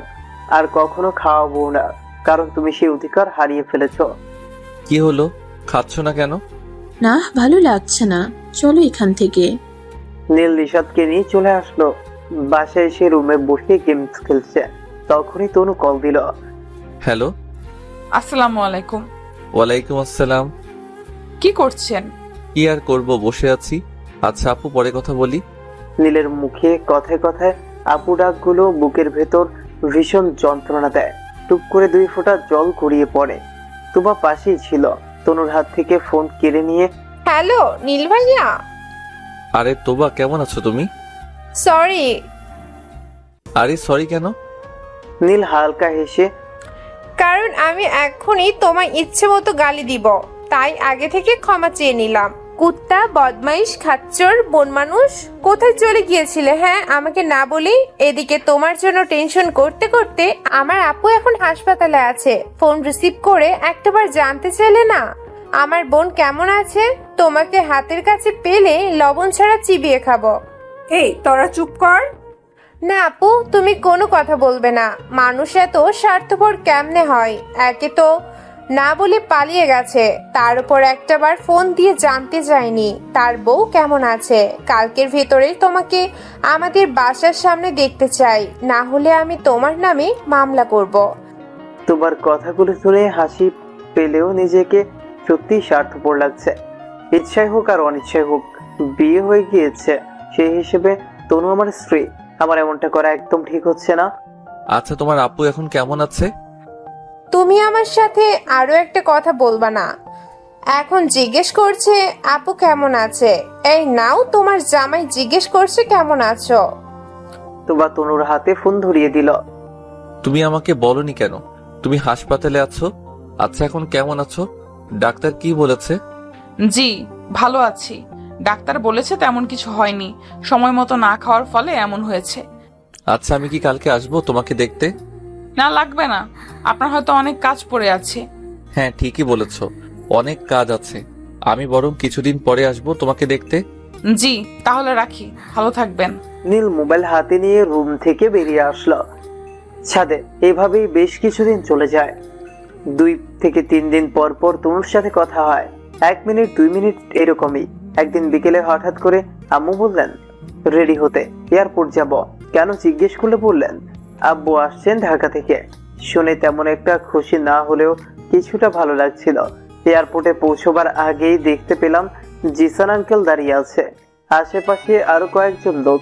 গাড়ি থেকে নামতে যাব, এই শোন, উনি তোর বাবা। নীলের মা জিসানের দিকে দেখিয়ে, আরে উনি তো জিসান। জিসানই তোর বাবা। গাড়ি থেকে নেমে লাফ দিয়ে গিয়ে জড়িয়ে ধরল নীল তার বাবাকে। ছেলের এইভাবে জড়িয়ে ধরা দেখে কেঁদেই দিল জিসান। বাবা ছেলেকে নূরজাহান বাসায় নিয়ে আসলেন। অতঃপর জানতে পারলো কালকে নাকি নীলের বিয়ে নিশাদের সাথে, এই জন্য জিসান ঢাকা থেকে এসেছে। কথাটা শুনে নীলের হজম হয়নি, তাই ওদের রুম থেকে হঠাৎ করে কাউকে কিছু না বলেই বের হয়ে গেল। কেমন যেন একটা চিন্তা এসে ভর করেছে নীলের মাথায়। তার মনে হচ্ছে সে ফ্যামিলির কথা রাখতে গিয়ে অনেক বড় ধরনের ভুল করছে। মুহূর্তেই তনুর কথা মনে পড়ে যায়। নিশাদকে বিয়ে করে তনুকে কষ্ট দিয়ে কোনোদিন সুখী হতে পারবো না। যেই মেয়েটা তার মনাজাতে আমাকে রাখে আমি তাকে ঠকাতে পারবো না। বাসর রাতে 2 থেকে 30 মিনিটের পর নীলের ঘুম ভেঙে যায় কারো ফিস ফিস কথা শুনে। সেদিন নীল দেখেছিল তনু তাহাজ্জুদের নামাজ পড়ে মনাজাতে কান্না করছে। সবকিছু শুনতে না পেলেও একটা কথা স্পষ্ট শুনেছিল, আল্লাহ তুমি আমার প্রিয় স্বামীকে সবসময় বিপদ মুক্ত রেখো, ওনাকে সব সময় তোমার দিনের পথে চলার তৌফিক দিও। হি আল্লাহ, শুনেছি ওনার এই পৃথিবীতে আপন কেউ নেই, তুমি আমাকে ওনার আপন করে দিও। ওনার সমস্ত সুখে দুঃখে আমাকে ওনার পাশে থাকার তৌফিক দিও। কথাগুলো শুনে নীল সেদিন কেমন একটা রিয়েক্ট করেনি, বরং চুপচাপ ঘুমিয়ে পড়েছিল। আজকে নিশাদের সাথে বীর কথা ওঠায় সে বুঝতে পারছে জীবন সঙ্গী হিসেবে তনুই বেস্ট। নিশাত তো টাইমিং দেখে ভালোবাসে। কাল যদি আমার বড় কিছু হয়ে যায় তাহলে নিশাত আমাকে ছেড়ে যেতে 2 বার ভাববে না। আর তনু আমাকে ছেড়ে যাওয়ার কথা কল্পনাও করবে না। তনুর প্রতি এটা আমার অন্ধবিশ্বাস নয়, ওর মোনাজাতে কান্না করার উপর ভিত্তি করে বলছি। আমি জানি আমি যাকে ভালোবাসি তাকে বিয়ে করে কখনো সুখী হতে পারবো না। সুখী তো তাকে বিয়ে করলে হব যে আমাকে ভালোবাসে। আমি চলে আসার পর মেয়েটা না খেয়ে অসুস্থ হয়ে পড়েছে, অথচ আমাকে একবারও জানায়নি। উল্টা আমাকে বলছে আমি কেমন আছি না যে করেই হোক কালকে বিয়েটা আটকাতে হবে। কোনো স্বার্থপর মেয়েকে আমি আমার লাইফে আসতে দেব না। 7-5 ভাবছে নীল। তখনই জিসান নীলের রুমে আসে। নীল তখন বিছানায় শুয়ে বালিশের উপরে মাথা রেখে এইসব ভাবছে। জিসান রুমে আসতেই উঠে বসলো। কিরে, বিয়ের কথা শুনে চলে আসলি যে, কোনো সমস্যা হয়েছে? না, তেমন কিছু নয়, আমার ভালো লাগছিল না তাই চলে আসলাম। সত্যি কথা বলতো, এই বিয়েতে তুই খুশি হচ্ছে না? নীল একবার ভাবলো বাবাকে সত্যি কথাটা বলে দিলে কেমন হয়। বাবার জানা দরকার নিশাদের কর্মকাণ্ডগুলো। বাবা, এখন তুমি বলো, এত কিছুর পরে আমি ওকে কিভাবে বিয়ে করব? নিশাদ যখন জানতে পারলো আমি এই পরিবারের কোনো সদস্য নই, ওরা আমাকে বাসা থেকে বের করে দিয়েছে। ঠিক তখনই নিশাদ আমার পাশে থাকার বদলে ছুঁড়ে ফেলে দিয়েছিল। আজকে যখন জানতে পারলো আমি আবার বাসায় ফিরে এসেছি, সবকিছু মিথ্যে ছিল, তখন আবার আমাকে পেতে চাইছে। টাকা পয়সা ধন সম্পদের কোনো গ্যারান্টি নেই। কাল যখন আমার কাছে কিছুই থাকবে না তখন নিশাদ আমাকে ছেড়ে যাবে না, তার কি গ্যারান্টি আছে? নিশাদকে বিয়ে না করার বিশেষ কারণ ওর মুখের ভাষা ভালো নয়। আমি জানি ওর দ্বারা আমার মা কখনো সুখী হতে পারবে না। আমি এমন মেয়েকে বিয়ে করতে পারবো না। তোমরা ওদের না করে দাও। আচ্ছা ঠিক আছে, আমি দেখছি কি করা যায়। তুই এসব নিয়ে আর টেনশন করিস না। অবশেষে সব বলে দিল। নীল অবাক হয়ে তাকিয়ে আছে। একটা বিয়ে ভাঙা কোনো সাধারণ বিষয় নয়, তাও বিয়ের আগের দিন। নীল প্রথমে ভেবেছিল নিশাদকে বিয়ে করার জন্য তার বাবা তাকে বোঝাবে, কিন্তু না, তার ধারণা ভুল ছিল। খুব সহজেই মেনে নিলেন ছেলের কথা। আচ্ছা তুই তাহলে রেস্ট নে, আমি আসছি। জিসান চলে গেলে নীল তনুকে ফোন দিল। আসসালামু আলাইকুম। ওয়ালাইকুম সালাম। আমার বউটা কি করছে? তনু ফোনটা কানের থেকে সরিয়ে নিজের শরীরে চিমটি কাটলো। এটা স্বপ্ন নয় তো, নাকি আমি ভুল শুনলাম? নীল আবার বলে উঠল, আমার বউটা কি করছে? Hello hello. জি হ্যালো, কেমন আছেন? তনু তুতলাতে তুতলাতে নীলের মুখে বউ ডাকটা হজম হচ্ছে না। তোমার গলায় কোনো সমস্যা নাকি? না, গলায় সমস্যা হবে কেন? মনে হয় কানে কিছু একটা হয়েছে, সবকিছু ওলটপালট শুনতে পাচ্ছি। তাহলে আমি ফোন রেখে দিব? না না, এখন শুনতে পাচ্ছি। কেমন আছেন আপনি? জি আলহামদুলিল্লাহ ভালো, তুমি? আলহামদুলিল্লাহ, আপনার দোয়ায় ভালো আছি। ভাবছি 2-1 ভেতরে নোয়াখালী আসবো, কিন্তু কিন্তু কি হয়েছে বলুন? না তেমন কিছু নয়। ও আচ্ছা, তোবা কি করছে? এই তো পাশে বসে আছে। মনে হয় আমার উপরে রেগে আছে। বেচারি তোবা সেদিন কি বকা দিল আমাকে। আপনি প্লিজ কিছু মনে করবেন না, ছোট মানুষ বুঝতে পারেনি। আমি না হয় তোবার হয়ে ক্ষমা চেয়ে নিচ্ছি। এই আপু, তুমি ক্ষমা চাইবে কেন? ক্ষমা তো চাইবে নীল ভাইয়া, উনি না বলে। থাপ্পড় দেব, বেশি কথা বলছিস কেন? হয়েছে, তোমাকে আর মারতে হবে না। আমি এসে না হয় মহারানীর কাছে ক্ষমা চেয়ে নিব। নিজে চেঁচামেচি হচ্ছে। আচ্ছা বউ, আমি তোমার সাথে রাতে কথা বলবো, এখন রাখি। ফোন কেটে নীল নিচে গেল। দেখে মনে হচ্ছে কে বা কারা বাসায় এসেছে। 4-5 জনের মতো হবে। 2 জন মহিলা, সাথে একটা মেয়ে, 14 + 15 বছর বয়স হবে, সাথে একজন মুরব্বী, আরো একজন লোক। বাবা বয়সী হবে। নীল নিচে নামতেই হইচই বেড়ে গেল। আভা, এই দেখ আমাদের নীল কত বড় হয়ে গেছে, তাই না? জিসান তার বোনকে নীলকে দেখিয়ে দিল। আভা নীলের কাছে গিয়ে জড়িয়ে ধরলো, চোখে মুখ দিকে তাকাচ্ছে। নীল বুঝতে পারে না কি করবে, তাই সে চুপ করে থাকে। এক একজন আসছে আর নতুন বউয়ের মতো আদর করছে।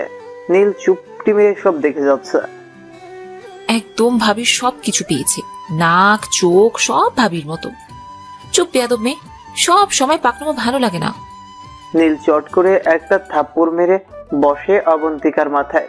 সেটা কেউ লক্ষ্য করেনি। অবন্তিকা চোখ বড় বড় করে নীলের দিকে তাকায়। নীল অন্যদিকে তাকিয়ে আছে। এদিকে ভাইয়ের এমন দুষ্টুমি দেখে ফিক করে হেসে দিল নীল। এবার অবন্তিকা নীলর দিকে তাকায়। চল ফোট। নীল খেয়াল করলো জিসানের বাবা সোফায় বসে আছেন, নীলের সাথে কথা বলার চেষ্টা করছে, কিন্তু নিজের বিবেক কথা বলতে না করে দিচ্ছে। নীল সেটা বুঝতে পেরে ওর দাদুর পাশে গিয়ে বসে। হ্যালো, কেমন আছেন? জিসান সবাই যার যার মতো কথা বলছে। ওরা এসেছেন নীলের বিয়ে খেতে। কে কি করবে এসব নিয়ে আলোচনা চলছে। আভা আন্টি দাদিমার আম্মুর সে কবে ওপরে চলে গিয়েছে। বাবা তার বোনের জামাইকে নিয়ে বাইরে চলে গেলেন। এখানে নীল তার দাদা নানা ভাই আর মামুনির, নীলু অবন্তিকা আর আমি। দাদা ভাই আমার কথা শুনে চুপ থাকতে পারলেন না। বুঝলাম না, আরে আপনি আমাকে আপনি আপনি করে বলছেন কেন? আমি আপনার থেকে কত বছরের বড় শুনি। দাদা ভাই চুপ করে গেলেন। আমি একটা জিনিস বুঝতে পারলাম না দাদা ভাই, তুমি এখনো বেঁচে আছো? মরবা কবে? আমরা কি 40 খাবো না? ধুর, আমি যাচ্ছি। কথায় কথায় কান্না করার লোকগুলো আমার পছন্দ নয়। আমি তো ফাইজলামি করছি, তুমি সেটা সিরিয়াসলি নিচ্ছ? চলে যায় তার রুমে। এদিকে রাতে আম্মু এসে কিছু জামা কাপড় দিয়ে গেলেন। কালকে নাকি এগুলো পরতে হবে। মাথা কাজ করছে না, যে করেই হোক বিয়ে বন্ধ করতে হবে। নীল চুপে চুপে আম্মু রুমে গেল। আম্মু, দাদা ভাই আর আবা বাবু বসে আছে। আমাকে দেখে, কি রে, কিছু বলবি? জরুরি কথা। তাহলে বল, কি বলবি? আম্মু, আমি এই বিয়ে করতে পারবো না। তুই না করলেও তোর বাবা করবে, সমস্যা কি? আম্মু, আমি ফাইজলামি করছি না, আমি সিরিয়াসলি বলছি। নূরজাহানের রাগ উঠে গেল। মানে কি? তুই না ওকে ভালোবাসিস, তাহলে বিয়ে করতে সমস্যা কোথায়? আম্মু, তুমি জানো না নিশাত কেমন মেয়ে। আমি ওকে খুব ভালো করে জানি। লোভী, স্বার্থপর একটা মেয়ে। তাছাড়া আমি তোমাদেরকে না জানিয়ে একটা ভুল করে ফেলেছি। কি করেছিস? ক্লিয়ার করে বল। আমি নোয়াখালীতে বিয়ে করে ফেলেছি। ভয়ে চুপসে গিয়েছে নীল। মাথা নিচু করে অপরাধীর মতো দাঁড়িয়ে আছে। নীল, ফাজলামি করিস না, যা রুমে যা, কালকে আবার সকাল সকাল উঠতে হবে। আমি ফাইজলামি করছি না, যেটা সত্যি সেটা বলছি। বিশ্বাস না হলে আমি তনুর সাথে ফোনে কথা বলিয়ে দিচ্ছি। ঠাস, এই জন্যই তোকে এত বড় করেছি, এই দিন দেখবো বলে। এখন নিশাতের মা বাবাকে মুখ দেখাবো কিভাবে? তুই বিয়ে করতে পারবি না ডাইরেক্ট না বলে, কেন শুধু শুধু নিশাতের নামে উল্টোপাল্টা বলছিস? নীল আর কথা বাড়ালো না, চুপচাপ রুমে এসে দরজা বন্ধ করে দিল। এদিকে জিসান সবকিছু জানতে পারলো। নীলের মাকে সবকিছু বুঝিয়ে বলল। জিসানের কথা অনুযায়ী নিশাদের বাসায় ফোন দিল নূরজাহান। এদিকে নিশাদের তখন গায়ে অনুষ্ঠান হচ্ছে। নীলের বাসা থেকে ফোন করে না করে দিল, কালকে বিয়ে হচ্ছে না। এদিকে নিশাদ কান্না করতে করতে পাগলামি শুরু করে দিয়েছে। দেরিতে হলেও নীলের ভালোবাসার অভাব বুঝতে পারে নিশাদ। থাক ওসব কথা। নীল রাতে দরজা বন্ধ করে দিয়ে যে ঘুমিয়েছিল, সকাল 10টায় ঘুম থেকে উঠল। একই বাসা, একই বাসা একদম ফাঁকা। সবাই কোথায় গেল নীল কিছুই বুঝতে পারে না। একে একে সবার ফোনে কল দিল, কিন্তু কেউই নীলের ফোন রিসিভ করে না। নীল ব্যাপক টেনশনে আছে। এদিকে 11টার সময় হঠাৎ করেই হুজুরের বাসার সামনে 10-15 জন লোক এসে হাজির। হুজুর তাদেরকে বাসার ভেতরে নিয়ে গেলেন। ওরা কারা? সকালবেলায় আমার বাসায় কেন? ওরা এসেছেন তনু আপুর বিয়ের বিষয়ে কথা বলতে। এই গাধা, তুই জানিস না আমার মেয়ের বিয়ে হয়ে গিয়েছে? আরে মামা, চেতেন কেন? ওরা সেই বিষয় নিয়ে কথা বলবেন। ওরা নীলের ফ্যামিলি মেম্বার। কিন্তু তুই তো আমাকে বলেছিলি নীলের কেউ নেই, সে অনাথ। আরে মামা, আজ যেটা জানতাম সেইটা এনে আন্নারে কইছি। আয় তো আজকে এনে শুনলাম নীলের ফ্যামিলি আছে। ঠিক আছে, তুই বাজারে যা, আমার জন্য বাজার নিয়ে আয়। এই নে টাকা, তোর মামির কাছে যা কি কি লাগবে সব বলে দিবে। শুনলাম আপনার 2টা মেয়ে আছে, ওদের তো দেখতে পাচ্ছি না। আরে ওরা মাদ্রাসে চলে গিয়েছে, সকালে আর বিকেলে আসবে। আপনার মেয়ে এখনো পড়াশোনা করছে? আরে না, পড়াশোনা এরকম শেষ। মাদ্রাসায় বাচ্চাদের পড়াতে যাই। ও, তা তো শুনলাম আপনার মেয়ের নাকি বিয়ে হয়ে গিয়েছে আমার ছেলে নীলের সাথে। জি হয়েছে। কিন্তু আমরা এই বিয়ে মানি না। আপনার মেয়েকে বাসায় নিয়ে আসুন।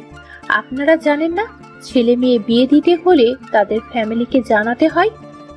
আরে সেটা জানি, কিন্তু নীল তো বলেছিল সে অনাথ, তার কেউ নেই, তাই আমরা তেমন খোঁজ খবর নেইনি।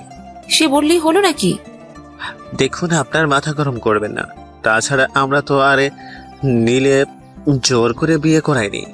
ওরা একজন আর একজনকে ভালোবাসতো, তাই সম্পর্কে হালাল করতে বিয়েটা দিয়ে হয়েছে।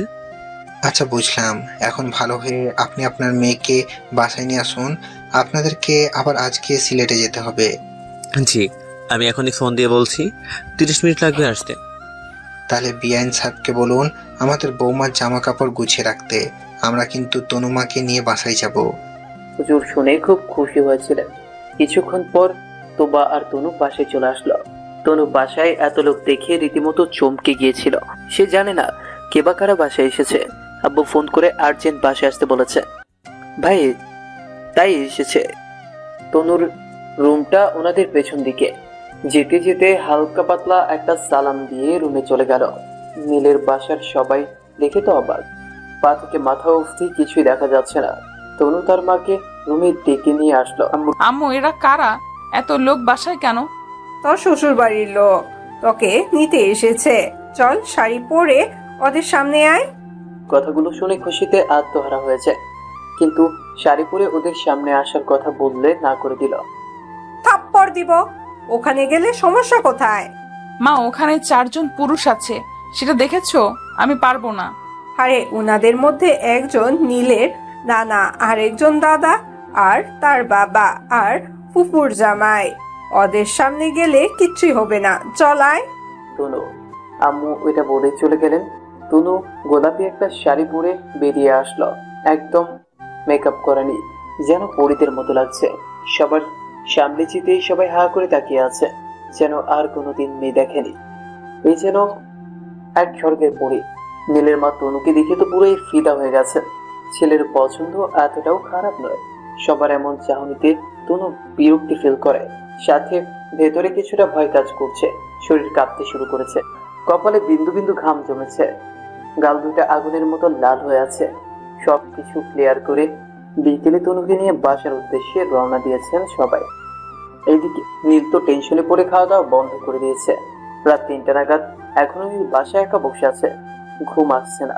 হঠাৎ কলিং বেল বাজতেই নীলের ভেতরে ভয় কাজ করছে। এত রাতে কে আসতে পারে? পা টিপে টিপে দরজার কাছে গিয়ে চোখ রাখে আম্মুকে দেখা যাচ্ছে।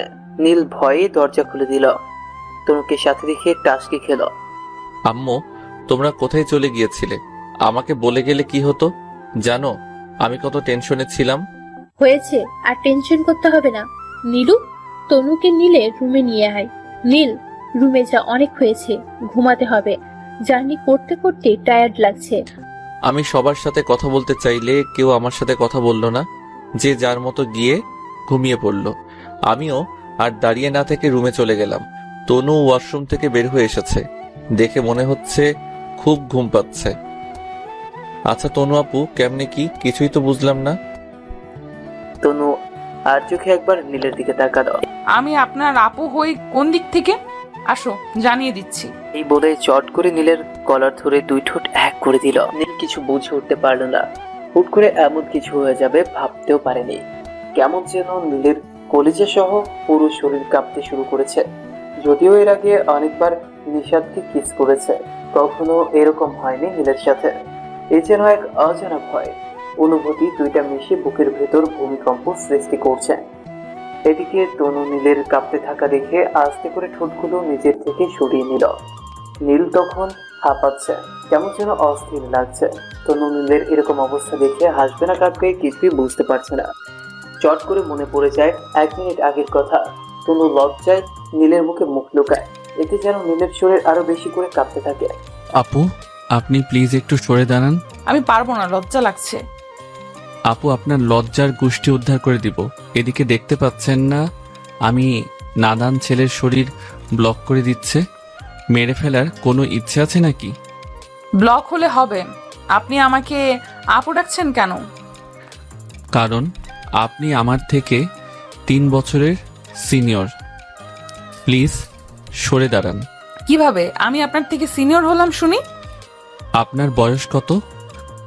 মনে হয় 23+ হবে। আপনার 23+ আর আমার 20, 3 বছরের বড় আপনি। বয়স যতই হোক আমি ওসব নিয়ে ভাবছি না। আপনি আমার স্বামী, আর স্বামী সবসময় স্ত্রীর থেকে বড়, সেই হিসেবে আমি আপনার ছোট। এদিকে নীলের অবস্থা একদম খারাপ। ধাক্কা মেরে তনুকে সরিয়ে দিল। এখন পেঁচাল না করে ঘুমান, আমার খুব ঘুম পাচ্ছে। নীল এটা বলে চুপ করে শুয়ে পড়ল।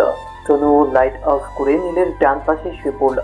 নীলের খাট তেমন একটা বড় নয়, সিঙ্গেল খাট, বালিশও একটা।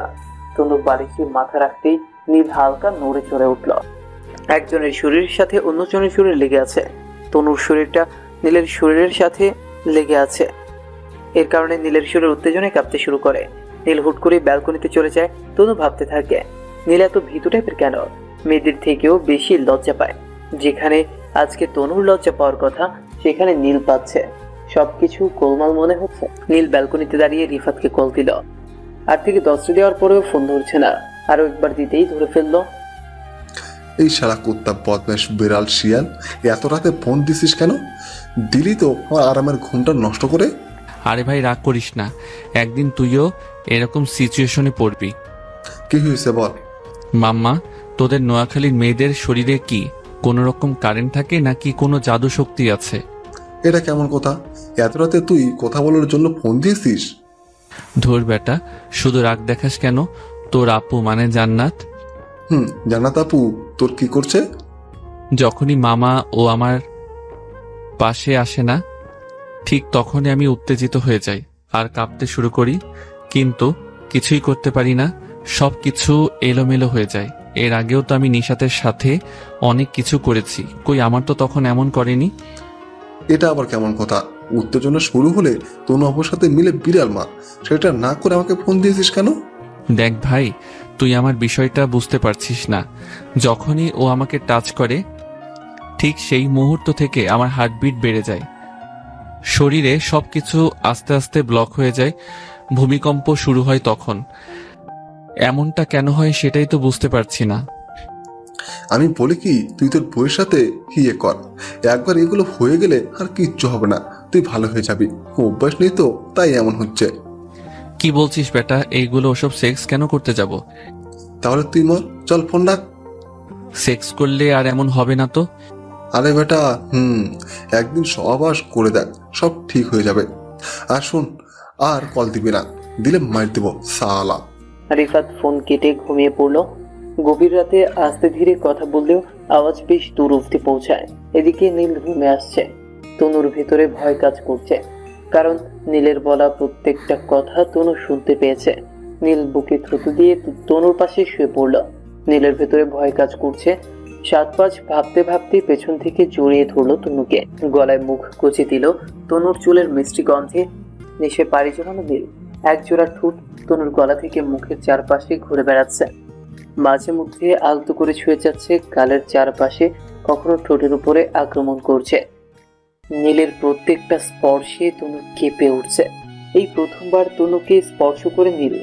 সবকিছু ঠিকঠাক চলছে, শুধু মাথায় কাজ করছে না। এই মুহূর্তে সে কি করছে তা নিজেও জানে না। 15 মিনিট চলে যাওয়ার পর চরমভাবে উত্তেজনায় নীল তখন খেয়াল করল তনুর চোখ ভেসে যাচ্ছে লোনা পানিতে। তনুর ঠোঁটের উপরে দাঁত চেপে ঠোঁটের উপরে দাঁত চেপে চোখ বন্ধ করে আছে। গাল দুটো লাল হয়ে আছে, চেহারায় কষ্টের ছাপ। নীলের কেমন যেন খারাপ লাগতে শুরু করলো। নীল খুব ভালো করেই বুঝতে পারলো তনু কেন এমন করছে, তাই প্রশ্ন করে তনুকে লজ্জার মুখে ফেলতে চায় না। এটা আমি কি করলাম? পশুর মতো আচরণ করতে আমি কিভাবে পারলাম? এটা মানে ও আমার বিয়ে করার বউ, তো কি হয়েছে? সে কি মানুষ নয়? উফ, নীলের মাথাটা ধরে আসছে। তনু এতক্ষণ নিজের মধ্যে ছিল না। তলপেটের চাপা যন্ত্রণাগুলো তনুকে ভীষণ কষ্ট দিচ্ছিল। আস্তে করে চোখ খুলে তাকাতেই নীল সাথে সাথে তনুর উপর থেকে সরে যায়। অন্য পাশে মুখ দিয়ে কিছুক্ষণ চুপ করে শুয়ে থাকে। রাত প্রায় শেষের দিকে, একটু পরে হয়তো আজান হয়ে যাবে। তনু বিছানা ছেড়ে উঠতে চাইছে, কিন্তু উঠতে পারছে না। অনেক কষ্টে শরীরের কাপড় ঠিক করে ওয়াশরুমে গিয়ে শাওয়ার নিল। এদিকে নীল এখনো চুপচাপ শুয়ে আছে। ঘুম নামক জিনিসটা এখন আর নীলের ধারে কাছেও আসতে চাইছে না। তনু খুব ভালো করেই বুঝতে পারছে নীল জেগে আছে। একবার বলতে চেয়েছিল যাও শাওয়ার নিয়ে আসো, কিন্তু পরক্ষণেই কিছুক্ষণ আগের সবকিছু ভেসে উঠলো চোখের সামনে। বলতে চেয়েও লজ্জায় বলতে পারলো না। তনু তাহাজ্জুদের নামাজে থাকা অবস্থায় মসজিদ থেকে মধুর কণ্ঠে আজানের সুর ভেসে আসলো। তনু তাহাজ্জুদের নামাজ শেষ করে ফজরের নামাজ পড়ে নিল। নীলকে নামাজের জন্য ডাকতে চেয়েও পারেনি। নীল চুপ করে শুয়ে আছে। ভেবেছিল শাওয়ার নিবে, কিন্তু এখনই শাওয়ার নিতে কেমন যেন লজ্জা বোধ করছে, কারণ রুমের লাইট চলছে আর তনুও জেগে আছে। এই মুহূর্তে তনুর দিকে তাকানো সম্ভব নয়। তনু নামাজ শেষ করে কোরআন তেলাওয়াত করছে, যদিও নীলের রুমে কোনো কোরআন শরীফ নেই। তনু মুখস্থ আছে, কারণ সে কোরআনে হাফেজা।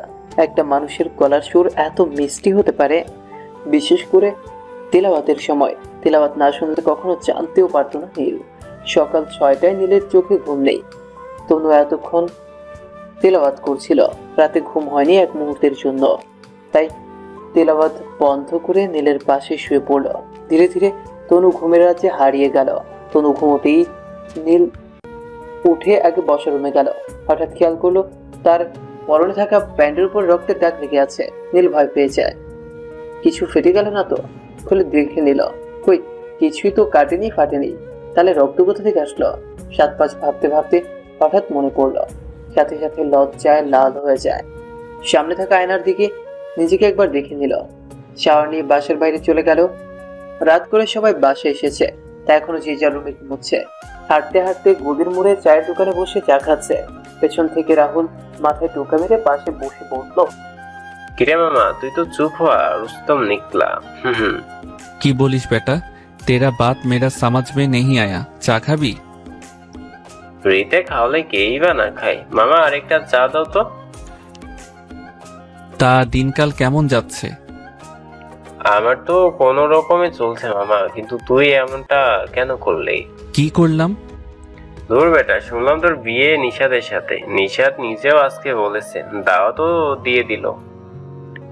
যখনই রেডি হয়ে নিশাদের বাসায় গেলাম, শুনলাম তোর নাকি নিশাদের সাথে বিয়ে। নিশাদ নিজে আমাকে বলেছে, দাওয়াতও দিয়েছিল। যখনই রেডি হয়ে নিশাদের বাসায় গেলাম, শুনলাম তুই নাকি বিয়ে করতে মানা করে দিয়েছিস। কিন্তু কেন? 4 বছরের রিলেশনে বিয়ে করলে প্রবলেম কোথায়? মাম্মা তুই জানিস না নিশাত মেয়েটা কেমন, আমি খুব ভালো করে জানি। আর মামা, যেখানে বিশ্বাস নেই সেখানে ভালোবাসা আছে, এটা ভাবাটাও বোকামি। সেটা তোদের পার্সোনাল বিষয়, তোরা যা ভালো বুঝবি তাই তো করবি।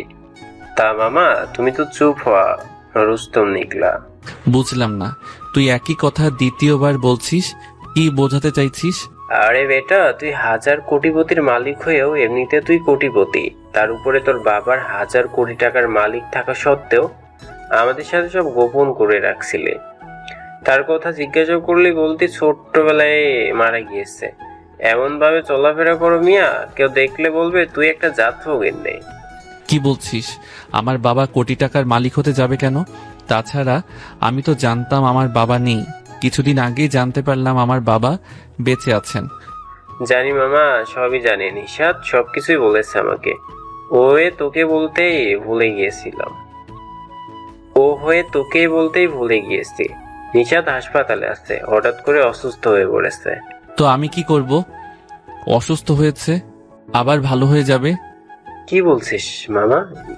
এবার তো করতে পারিস। মামা আমার ভালো লাগছে না এখন, আমি বাসায় গেলাম।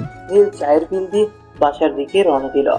সকাল 9টার দিকে নীলের রুমে এসে দেখলো তনু ঘুমোচ্ছে। নীল রুমে নেই। নীল তনুকে ডেকে চলে যায়। তনু ঘুম থেকে উঠে রুম থেকে বের হয়ে দেখলো অবন্তিকা নীলু টিভির সঙ্গে বসে আছে। এটা তনুর কাছে মোটেও ভালো লাগেনি। সকাল সকাল টিভি দেখার মানেটা কি? তনু রান্নাঘর খুঁজতে শুরু করে। নীলু তনুকে নিয়ে রান্নাঘরে চলে যায়। অবন্তিকা টিভি দেখতে মনোযোগী ছিল। নীলের কথা শুনে তনুর দিকে তাকায়। অবন্তিকার কেন জানি তনুকে দেখতে ইচ্ছা হয়। মেয়েটা এত সুন্দর কিভাবে হলো? নিশ্চিত কোনো ভালো দামি ক্রিম মাখে। অবন্তিকা মনে মনে 7-5 ভাবতে থাকে, না ভাবিকে জিজ্ঞেস করবো ক্রিমের নাম। যদিও অবন্তিকা দেখতে আসলে সুন্দরী, তবু হিংসা হয়। কিছুক্ষণ পর নীল পাশে আসলো। তুমি গিয়ে দেখলো বিছানায় এখনো এলোমেলো আছে। ইস, তনুটা এত খাটাস কেন? নিজে এত সুন্দর হয়েও রুমটা একটু সুন্দর করে রাখলে কি হয়? বলে বিছানার চাদর ঠিক করতে যায়। রক্ত! একই বিছানার চাদরেও রক্তের ডাক। একই বাবা, রক্তের সাগর বয়ে গিয়েছে আমার রুমে। তাড়াতাড়ি চাদরটা নিয়ে ওয়াশরুমে রেখে দিল। খুব খিদে পেয়েছে। নিচে এসে খাবার টেবিলে বসে চিৎকার চেঁচামেচি শুরু করে দিয়েছে। নীলের চেঁচামেচি শুনে কিষান, আম্মু, আভা, ফুপু সহ সবাই সামনে এসে বসে আছে। কি রে, এইভাবে চেঁচামেচি কেন? খিদে পেয়েছে তাই বলে চিৎকার দিতে হবে?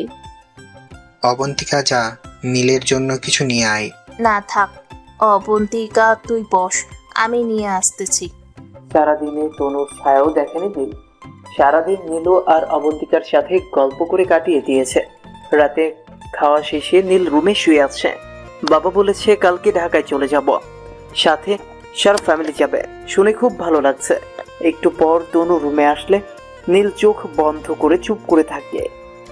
তনু নীলের দিকে কিছুক্ষণ তাকিয়ে থেকে লাইট অফ করে শুয়ে পড়ে। তনু নীলের কে পেছন থেকে জড়িয়ে ধরে শুয়ে আছে। আজকে নীলের ভেতরে কোনো বাজে মতলব নেই, চুপ করে শুয়ে আছে।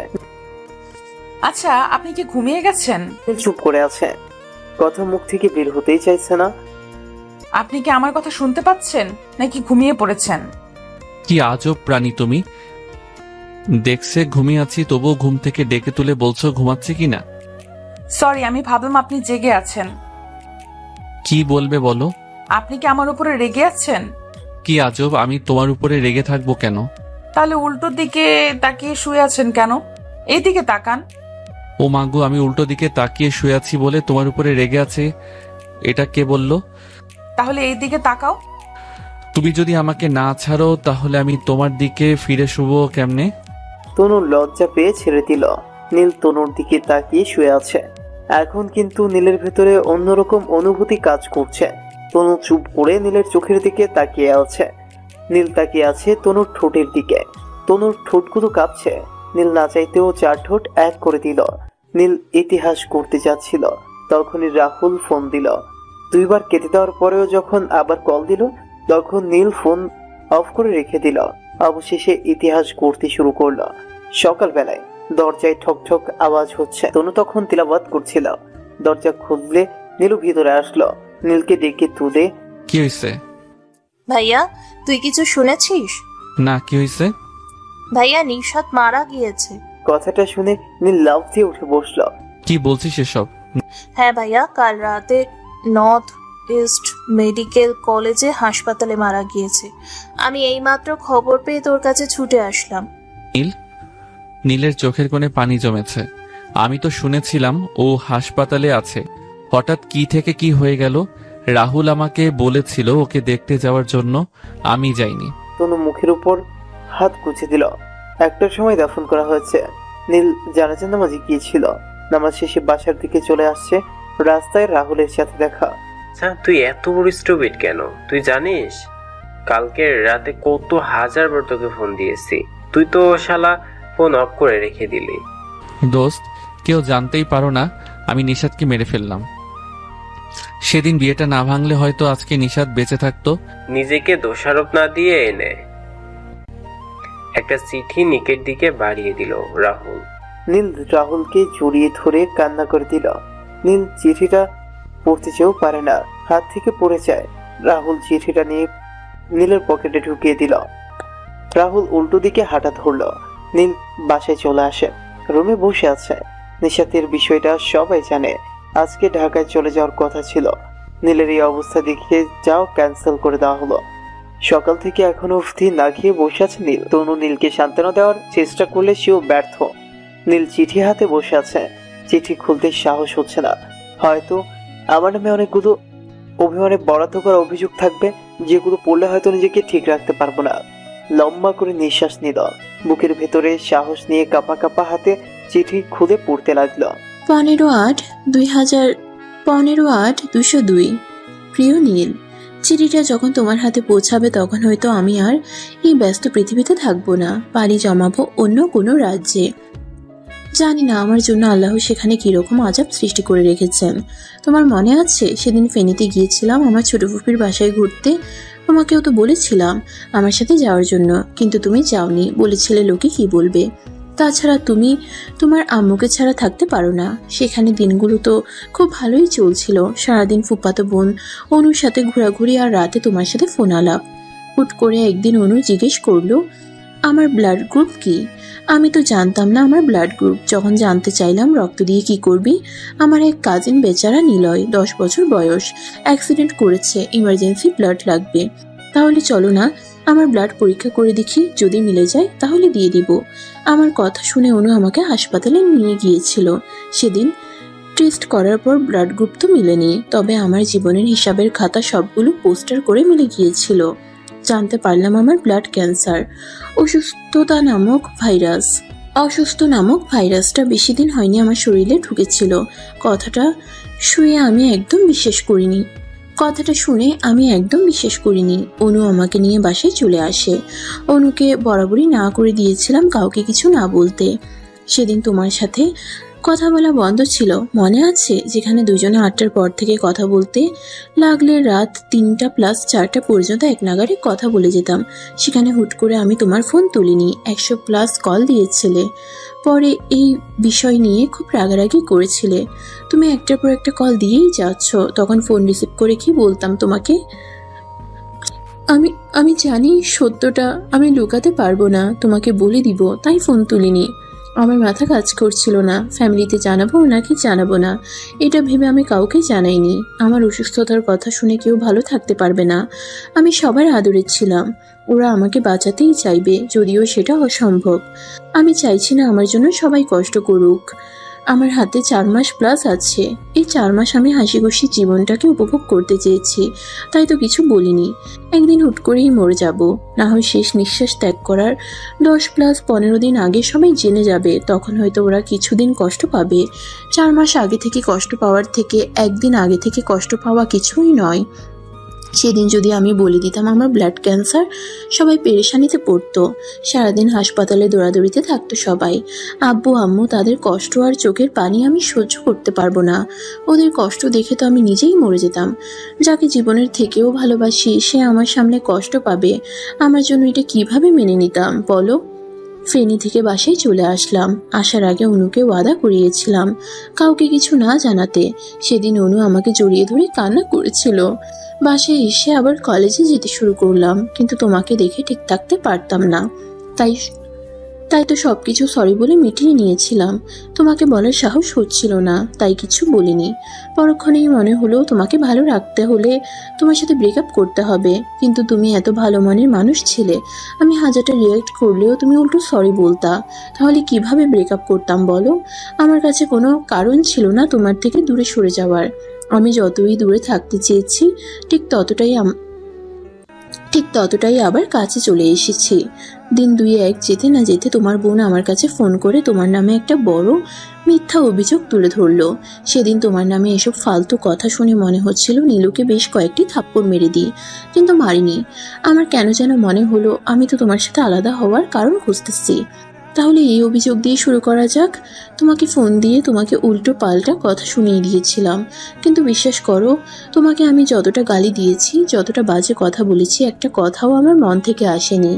তোমাকে কিভাবে গালি দিব সেটা ভেবে পাচ্ছিলাম না, তাই আগে থেকে খাতায় লিখে তারপর তোমাকে ফোন করেছিলাম। তোমার মনে আছে আমি তোমার জিমেইল আইডি আর ফেসবুক আইডি দুইটা আমরা দুজন মিলে ব্যবহার করতাম।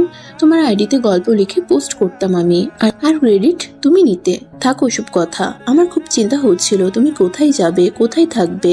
তাছাড়া ঢাকাতে তোমার কেউ নেই, কার কাছে থাকবে, কি করবে না করবে, এটা ভেবে আমি অস্থির হয়ে গিয়েছিলাম। আমি আমার লোকেশন অন করতেই দেখতে পেলাম তুমি ঢাকার দিকে যাচ্ছ। ঢাকা পৌঁছাতে তোমার 6 ঘন্টা প্লাস লাগবে, সকাল হয়ে যাবে। তখনই মনে পড়লো তোমার রিফাত নামের একটা ফ্রেন্ড আছে ফেসবুকে, ওর বাসা নোয়াখালী। আর ঢাকা থেকে নোয়াখালী তেমন একটা দূরে নয়। রিফাত চাইলে তোমার আগেই চলে আসবে। আমি তোমার মেসেঞ্জার থেকে ওর সাথে কথা বলে ওকে ঢাকাতে পাঠিয়ে দিলাম। তখন চিন্তা হচ্ছিল তুমি রিফাতকে কল দিবে কিনা। ভাগ্যিস তুমি রিফাতকেই কল দিলে। সেদিনের পর থেকে মাঝে মধ্যে তুমি কল দিলে খারাপ আচরণ করতাম। 11/9/202 চিঠি ঠিকই লিখতেছি, আমি আদৌ জানি না এগুলো তোমার কাছে পৌঁছাবে কিনা। এভাবে বেশ কিছুদিন চলে গেল। 1 মাস যেতে না যেতে তোমাকে কল দিয়ে জানিয়ে দিলাম আমার বিয়ে হচ্ছে। এদিকে সত্যি সত্যি আমার মা বাবা আমাকে বিয়ে দিতে চাইছে। তাছাড়া আমিও কাউকে কিছু বলতে পারছি না। অতঃপর একদিন হুট করে তোমার বাসা থেকে লোকজন এসে আমাদের বিয়ে ঠিক করে চলে গেল। তখন আরো বেশি কষ্ট হচ্ছিল। আমি তোমার থেকে দূরে সরে যেতে চাই, কিন্তু নিয়তি বারবার আমাদেরকে আরো কাছে নিয়ে আসতে চাই। অতঃপর তুমি বাসায় আসলে। এরই ফাঁকে রিফাতের থেকে জানতে পারলাম তুমি তনু নামের একটা মেয়েকে বিয়ে করেছো। সেটা তোমার ইচ্ছের বিরুদ্ধে। তাছাড়া আমিও চাইছিলাম না আমি বেঁচে থাকতে তুমি অন্য কাউকে ভালোবাসো। আমি সহ্য করতে পারবো না। মেয়েরা এমনই হয়, বেঁচে থাকা অবস্থায়ও কোনো পরিস্থিতিতে তার ভালোবাসার মানুষটাকে অন্য কারোর সাথে সহ্য করতে পারে না। তাই তো আবার তোমার কাছে আসার চেষ্টা করেছিলাম। ভেবেছিলাম মরেই তো যাব, তাহলে শেষ অবধি তোমার বুকে মাথা রেখে মরে যাই। সেদিন তোমার বাসায় গেলাম, তুমি আমাকে না চেনার ভান করে অপমান করলা, সহ্য করতে পারিনি। আবার সরি বলতেও বাইপাস চলে আসলা। সেদিন আমার জীবনের সবচেয়ে বেস্ট দিনগুলোর মধ্যে একদিন ছিল। তোমার বাইকের পেছনে বসে শেষবারের মতো তোমাকে জড়িয়ে ধরতে পেরেছি। এদিকে আমার সময়ও শেষ হয়ে আসছে। সকালে ডাক্তারের কাছে গিয়েছিলাম। ডাক্তার বলল সময় আর তেমন বেশি নেই, বড়জোর 15 দিন। তোমাকে কাছে পাওয়ার নেশায় আমি আম্মু আব্বুকে বলে বিয়ের ডেটটা সামনে আনলাম। বললাম কালকের আজকের ভেতরে আমাকে বিয়ে দিতে হবে। সবকিছু ঠিক ছিল, তোমার ফ্যামিলিও রাজি হয়ে গেল। কিন্তু হুট করেই বিয়ের আগের রাতে তোমার বাসা থেকে না জানিয়ে দিল। আমার অবস্থাও খারাপ, হাসপাতালে নিয়ে যাওয়া হলো। অন্য একজনের হাতের লেখা। আমার আর লেখার শক্তি নেই, তাই রাহুলকে দিয়ে লেখাতে হচ্ছে। শুনলাম তোমার বাসার সবাই নাকি পরের দিন সকালবেলায় নোয়াখালী গিয়েছেন তোমার বউকে নিয়ে আসার জন্য। খুব ভালোই হলো, ভালো থেকো। আমার বলার মতো আর তেমন কিছু নেই। চিঠিটা লেখার একমাত্র কারণ আমি চাই না মৃত্যুর পরেও তুমি আমাকে ঘৃণা করে বেঁচে থাকো। তুমি তোমার বউয়ের জন্য অপেক্ষা করতে থাকো, আমি না হয় আমার মৃত্যুর জন্য অপেক্ষা করব। নীল, আই লাভ ইউ। তোমাকে অসম্ভব ভালোবাসি প্রিয়। 3:55। জানি না তুমি এখন কি করছো, কি এমন ঘুম ঘুমাচ্ছ, নাকি বউয়ের সাথে গল্প করছো। রাহুলের মোবাইল দিয়ে তোমাকে কতটা কল দিয়েছি জানো? শুধুমাত্র তোমার সাথে শেষবারের মতো কথা বলবো বলে। বাহিরে আম্মু আব্বু ভাইয়া ভাবি সবাই কান্না করছে। এই শেষ সময়েও ওদেরকে কাছে আসতে দিচ্ছি না, শুধু তোমার সাথে কথা বলবো বলে। কিন্তু তুমি তো ফোনও তুলছো না। যাক, আরামের ঘুম ঘুমাও। আমার কপালটা এত খারাপ হবে কখনো ভাবতেই পারিনি। ভালোই হলো তোমার সাথে কথা না বলতে পেরে। তোমার সাথে কথা বললে হয়তো তুমিও সবকিছু জানার পর কষ্ট পাবে। ভালো থেকো। নীলের হাত থেকে চিঠিটা পড়ে গেল। চোখের জলগুলো বাধা মানতে নারাজ। তনু পাশে বসে আছে। তনু নিজের গালে হাত দিয়ে বুঝতে পারলো ওর চোখেও জল।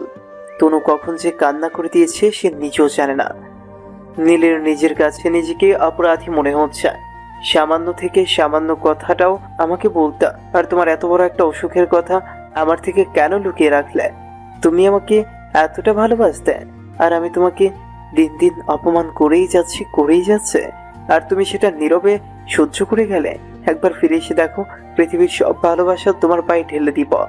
নীলের মুখে সব ভাষা হারিয়ে গেছে, কথা বলার শক্তি নেই, মাথাটা ধরে আসছে। যেখানে ছিল সেখানেই শুয়ে পড়ল।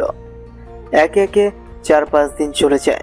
নীল এই কয়েকদিনে কিছুটা স্বাভাবিক হয়েছে। জিসান নীলের এরকম অবস্থা দেখে ঠিক করলো কালকেই ঢাকায় চলে যাবে। রাতে তনুর জামা কাপড় সবকিছু গুছিয়ে রাখছে। নীল রুম থেকে বের হয়। আম্মু, তুমি আমাদের সাথে চলো না, কয়েকদিন ঘুরে আসি। ওই, আমি গিয়ে কি করব? তাছাড়া ঘুরতে যাবি মানে? তোর বাসায় তুই একেবারে চলে যাচ্ছিস, মাঝে মধ্যে ঘুরতে আসবি, আমাদের সাথে দেখা করে যাবি।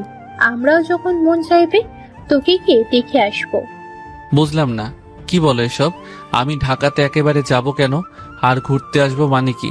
কিছুদিন থেকে তারপর একেবারে চলে আসবো। আমি তোমাকে ছাড়া থাকতে পারবো নাকি? আরে পাগল, এটা তো তোর মিথ্যে পরিচয় ছিল, আর ঢাকায় তোর বাস্তব পরিচয়। তোর বাবা আছে, দাদা দাদি, ফুপু ফুপা সব আছে। আমাকে ছেড়ে থাকতে কে বলেছে? সবসময় ফোনেতে যোগাযোগ হবেই, তাই না? আমি এত কিছু বুঝি না। আমি আমার মাকে ছাড়া কোথাও যাব না। আরে দেখ, এমনিতেই তোর বাবার থেকে আমি তোকে 20টা বছর আলাদা করে রেখেছি, আর পারবো না আমি তোর বাবাকে কষ্ট দিতে। কষ্ট দিতে কে বলেছে? আব্বুকে বিয়ে করে ফেলো না, তাহলে তো সব সমস্যার সমাধান হয়ে যায়। কথাগুলো বলে নীল মাথায় হাত দিয়ে জিভে কামড় দিল। এটা আমি কি বললাম? সাথে সাথে ঠাস ঠাস করে একটা থাপ্পড় নীলের গালে এসে পড়ল। লজ্জা করে না মাকে এইসব বলতে? ছি, দূর হ আমার সামনে থেকে। আমি যদিও ইচ্ছে করে কথাটা বলি, তবু এখন বলছি, আমি কারোর সাথে কোথাও যাব না তোমাকে ছাড়া। তুমি যদি আমার বাবাকে বিয়ে করে নাও তাহলেই আমি বাবার কাছে যাব, মানে ঢাকায় যাব। না হলে 20 বছর দূরে রেখেছো, আরো 40 বছর রেখে নাও। এইগুলো যেখানে সেখানে রেখে দাও। নীল গালে হাত দিয়ে রুম থেকে বের হয়ে আসলো। জিসন তখন দরজার পাশেই ছিল। যাওয়ার সময় নীল আর চোখে তার বাবাকে দেখেছিল। সে জানতো না তার বাবা এখানে দাঁড়িয়ে আছে। নীল রুমে গিয়ে বসে আছে। তনু সবকিছু গোছাচ্ছে। কেন, এগুলো কি লাগবে না? তাহলে আমরা ওখানে গিয়ে পড়বো কি? হুট করে তো আর শপিং করা যায় না। বেশি কথা বলো কেন? তোমায় বললাম আপাতত এগুলো যেখানে ছিল সেখানে রেখে দাও, কালকে আমরা ঢাকা যাচ্ছি না। কিন্তু কেন? আব্বু কিছু বলেছেন আপনাকে, নাকি আম্মু বলেছেন? থাপ্পড় চেনো? থাপ্পড়? এই মুহূর্তে তোমাকে থাপ্পড় দিতে ইচ্ছে করছে। একে তো টেনশনে পড়ে আছি, তার উপরে এক কথা বারবার বলছো। তোমাকে যেটা বললাম সেটা করো। তনুর ধমক শুনে চুপ হয়ে যায়। চেহারা লাল বর্ণ হয়ে এসেছে। নীল তনুর দিকে তাকায়। আচ্ছা, এদিকে আসো। তনু একই জায়গায় দাঁড়িয়ে আছে। নীল কাছে গিয়ে তনুর চোখের দিকে তাকায়। তনুর চেহারা ফ্যাকাশে হয়ে আছে। নীলের খারাপ লাগছে। আচ্ছা, একটা হাসি দাও। তনুর মনের উপর জোর করে, দুইটা ঠোঁট হিহি করে। আরে বাব্বা, এত শুকনো হাসি কেন? দেখতেই পাচ্ছ আমার মন খারাপ, তারপরেও কেন একটার পর একটা কথা বলো শুনি? তুমি এখানে আসার পর থেকে সবকিছু বুঝো আর না বুঝো, এটা হয়তো বুঝতে পারছো আমি আমার আম্মুকে কতটা ভালোবাসি। তাহলে তুমিই বলো, আমি আম্মুকে ছেড়ে একেবারে ঢাকায় কিভাবে চলে যাব? আম্মু আমাকে দূরে সরিয়ে দিতে চাচ্ছে। তনু কিছুটা স্বাভাবিক হয়ে দাঁড়ায়। নীল জিসানের বরাবরই লম্বা। তনু নীলের দুই চোখের পাপড়িতে কিস করে বসে। নীল হালকা কেঁপে ওঠে। তনুর ঠোঁটের দিকে তাকিয়ে আছে। লাল ওই ঠোঁটের উপরে এখনো নীলের চোখের লোনা পানি লেপ্টে রয়েছে। নীল 7-5 ভাবতে ভাবতে তনুর ঠোঁটগুলো নিজের দখলে নিয়ে আসলো। তনু শক্ত করে নীলের পিঠে জড়িয়ে ধরে। কয়েক মিনিট পর নীল নিজ থেকেই তনুকে ছেড়ে দিল। তবে তনু এখনো নীলকে জড়িয়ে ধরে আছে। লজ্জায় মুখোমুখি না হয়ে তনু নীলের বুকের ভেতরে মুখ লুকিয়ে আছে। এভাবে কতক্ষণ ছিল সেটা লেখকও জানে না। দরজায় ঠকঠক শব্দে দুজনেরই হুঁশ ফেল। এদিকে দরজা খোলা থাকায় নীলু এসে দরজার পাশে দাঁড়িয়েছিল। প্রায় 1 মিনিট দাঁড়িয়ে থেকে ডাক দিল। তনু হঠাৎ নীলুকে দেখে কিছুটা লজ্জায় পড়ে যায়। নীল চুপচাপ মাথা নিচু করে রুম থেকে বের হয়ে যায়। হয়েছে লজ্জা কুমারী, আর লজ্জা পেতে হবে না। কখন এসেছো? এই তো 10-15 মিনিট আগে।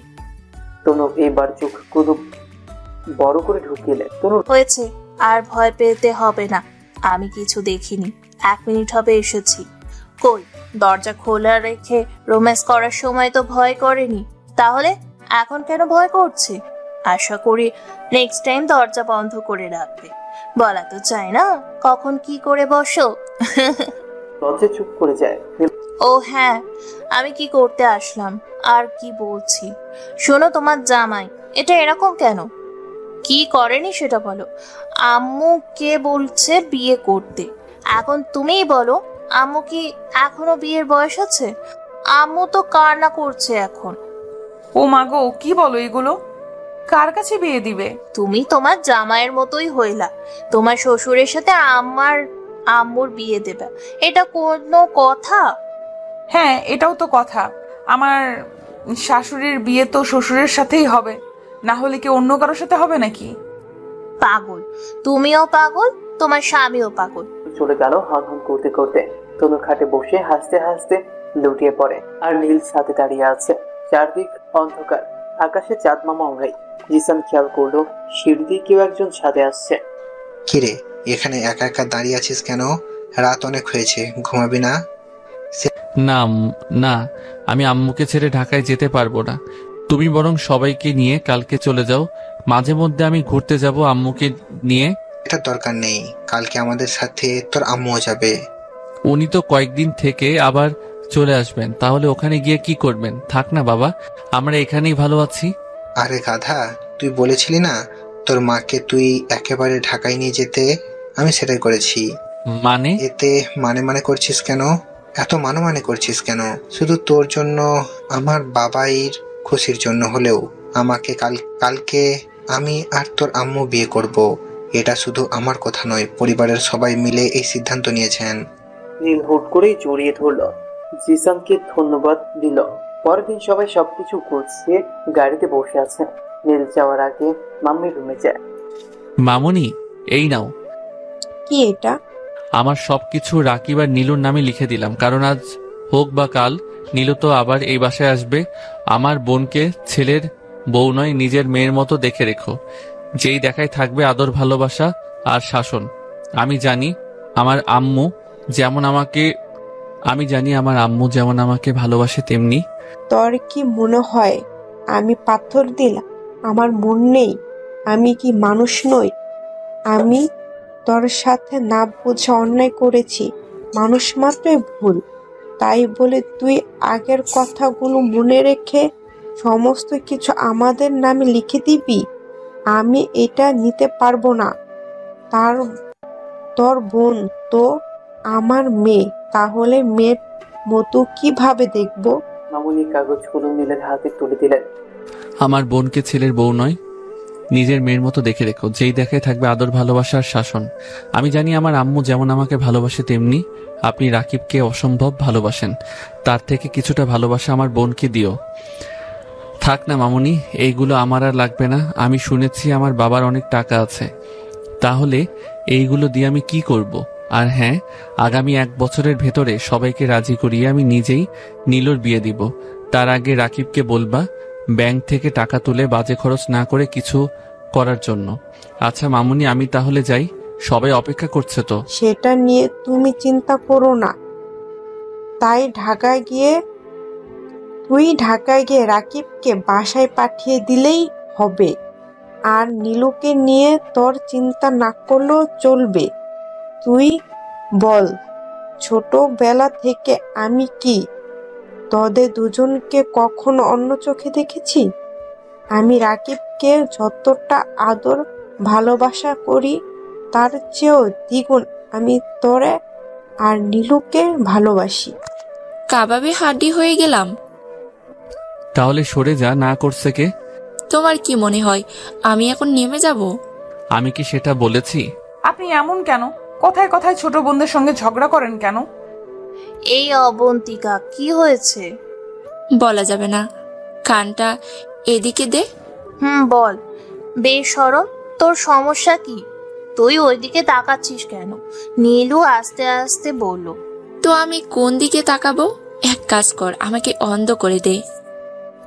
চুপ কর শাকচুনি। কি হলো, আপনি আবার গাড়িতে উঠলেন কেন? আরে ভাই, কোথায় নিয়ে এসেছো? আপনি ভুল করে অন্য কারো বাড়িতে নিয়ে এসেছো। ইয়া আল্লাহ, এটা বাড়ি নাকি রাজপ্রাসাদ? নীল ভাইয়া, গাড়ি থেকে নামো। এটাই আমাদের বাড়ি। এত অবাক হওয়ার কি আছে? জীবনে মনে হয় আর কোনোদিন দেখোনি। ভাবি, তুমি আমার সাথে আসো। কি বলছিস সেইগুলো? আমার বাবা বড়লোক শুনেছি, তাই বলে এত বড়লোক সেটা কল্পনা করিনি। তুমি মেঘনা গ্রুপের নাম শুনছো? সেটা আবার কি? ফ্রেশ চেনো? আটা ময়দা ফ্রেশ তেল। এটা জানি। ওইটার নাম ম্যাগি গ্রুপ। ওইটা আমার মামা তোমার বাবার। নীল হা করে তাকিয়ে আছে বাড়ির দিকে। অবন্তিকা, নীলু, এরপর তনু বাড়ির ভেতরে চলে গেল। নীল পিছু পিছু গেল। কিছুক্ষণের মধ্যে আব্বু আম্মু আর বাকি সবাই চলে আসে। অবন্তিকা তনুকে একটা রুম দেখিয়ে দিল। আজ থেকে নাকি ওই রুমে নীল আর তনু থাকবে। সেই রুমের দেয়ালে একজন কম বয়সী মহিলার ছবি টানানো দেখে নীল বাহিরে এসে তার দাদিকে জিজ্ঞেস করে, আরে আমার রুমে দেখলাম একজন কম বয়সী মহিলার ছবি টাঙানো। ওই দেখো টিভি রুমেও তো সেম ছবি। আরে ওটা তো সামিয়ার ছবি, হতাশ হয়ে বললেন। সামিরা আবার কেডা? নামটা কোথাও শুনেছি, ঠিক মনে পড়ছে না। তোর মা। কথাটা বলেই টুক করে এক ফোঁটা চোখের জল ফেলে চলে গেলেন। ওনার খুব ঘৃণা হচ্ছে ওনার স্বামীর উপরে। জন্মের পরে ছেলের থেকে মাকে কেড়ে নিল। ছেলেটা আজকে তার মাকে চিনতে পারছে না। নীল সেখানে দাঁড়িয়ে না থেকে রুমে চলে আসে। তার মায়ের জন্য কষ্ট হলেও চোখের জল বের হয় না, কারণ তার এক মা চলে গেলেও আর এক মা আছে। রাত 11টা। আজকে নূরজাহান আর জিসানের বাসর রাত। আচ্ছা বলো তো, আব্বু আম্মু এখন কি করছেন? আপনার লজ্জা শরম কিচ্ছু নেই। আরে ধুর, তুমি সবসময় নেগেটিভ ভাবো কেন? পজিটিভ কিছু ভাবতে পারো না? কি জানি, হয়তো গল্প করছেন। হাজারো না বলা কথাগুলো আজকে বলে দিচ্ছেন। আচ্ছা, আমার মধ্যে কি আছে যে আমি তোমার বয়সে ছোট থাকার পরেও আমাকেই বিয়ে করতে হলো? সেটা কেমন কথা? বিয়ে তো আল্লাহর হাতে, উনি যা চাইবেন তাই হবে, আমরা শুধু উসিলা। জানি, পাগল মাইয়া। রাম্পা তনুর উপরে তুলে দিয়ে কোলবালিশের মতো জড়িয়ে ধরল তনুকে। ছাড়ুন আমাকে, কোলবালিশ পেয়েছেন নাকি? আমার কষ্ট হয় তো। আচ্ছা, আমরা কি এখন বেবি নিব নাকি আরো পরে? দূর, ভালো লাগে না। কি বলেন এইসব? তনু লজ্জায় পড়ে যায়। যেটা সত্যি সেটাই বলছি, এত লজ্জা পেতে হবে না। আমার মনে হয় আর 5 বছর পরে বেবি নিলে ভালো হয়। না, আল্লাহ যখন চাইবেন তখন। এখানে আমরা দিন তারিখ ঠিক করার কে? আমরা কে মানে? আমরা ওর বাবা মা। ও কোথায়? কে কোথায়? আমরা যার বাবা মা সে কোথায়? ওটা তুমি জানো। চলো একটু রোম্যান্স করি। আমি পারবো না, মাফ করবেন। কিন্তু কেন? জানি না, আজ থেকে সহবাস করা যাবে না। তাহলে বিয়ে কেন করলাম?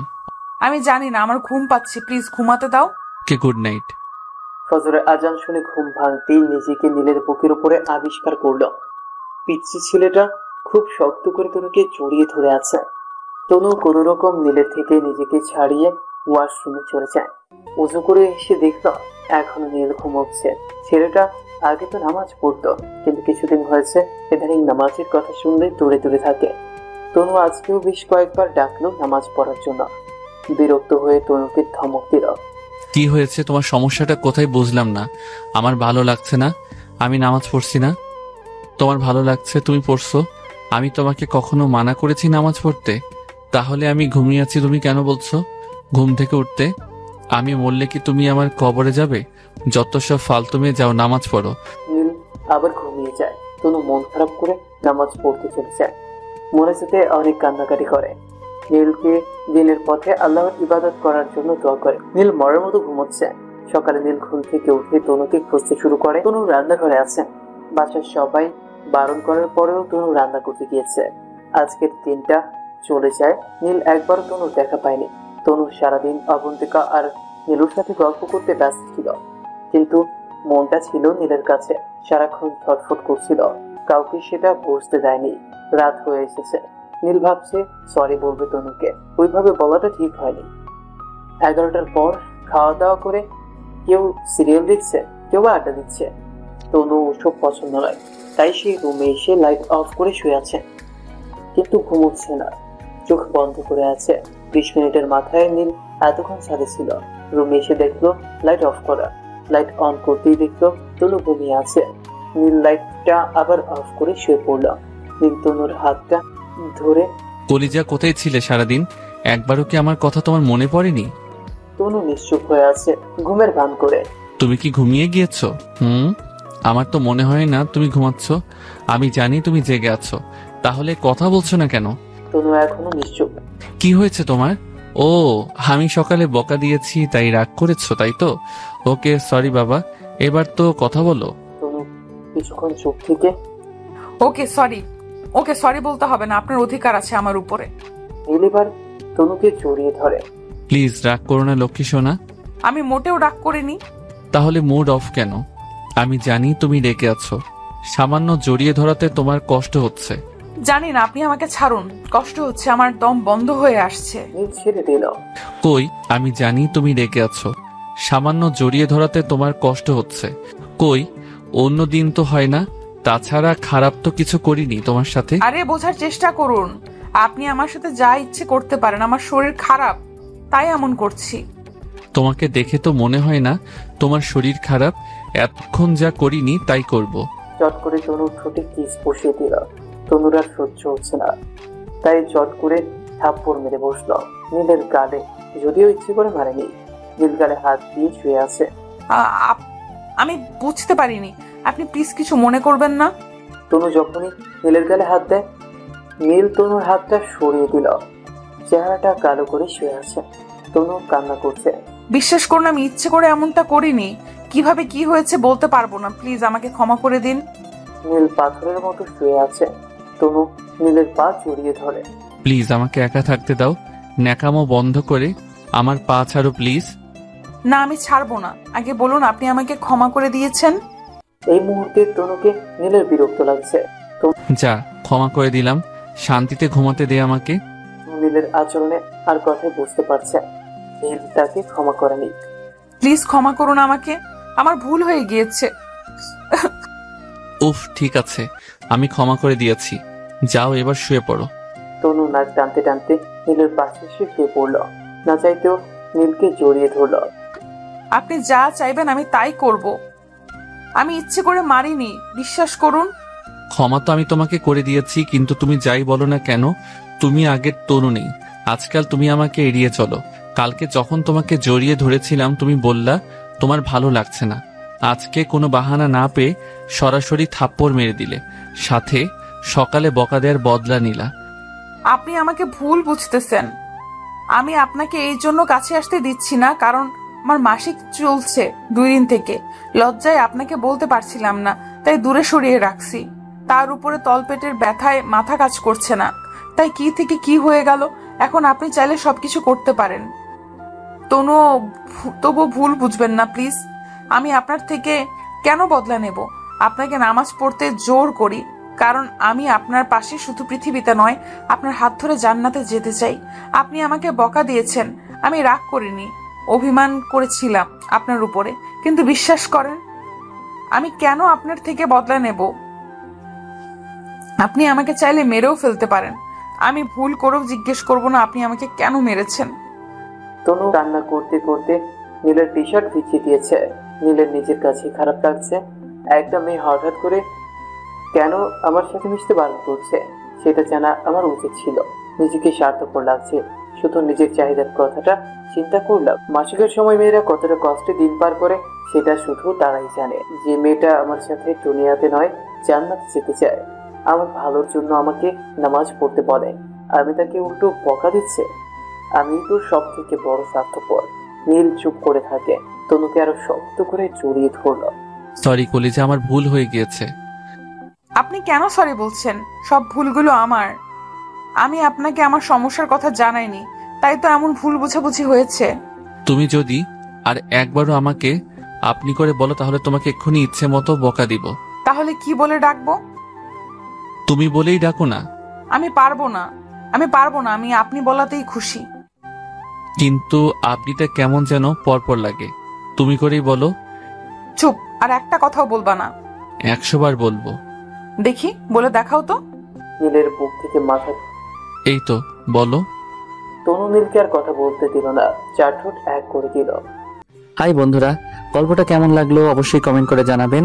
আর যারা এখনো চ্যানেলটিকে সাবস্ক্রাইব করেনি তারা অবশ্যই চ্যানেলটি সাবস্ক্রাইব করে রাখুন।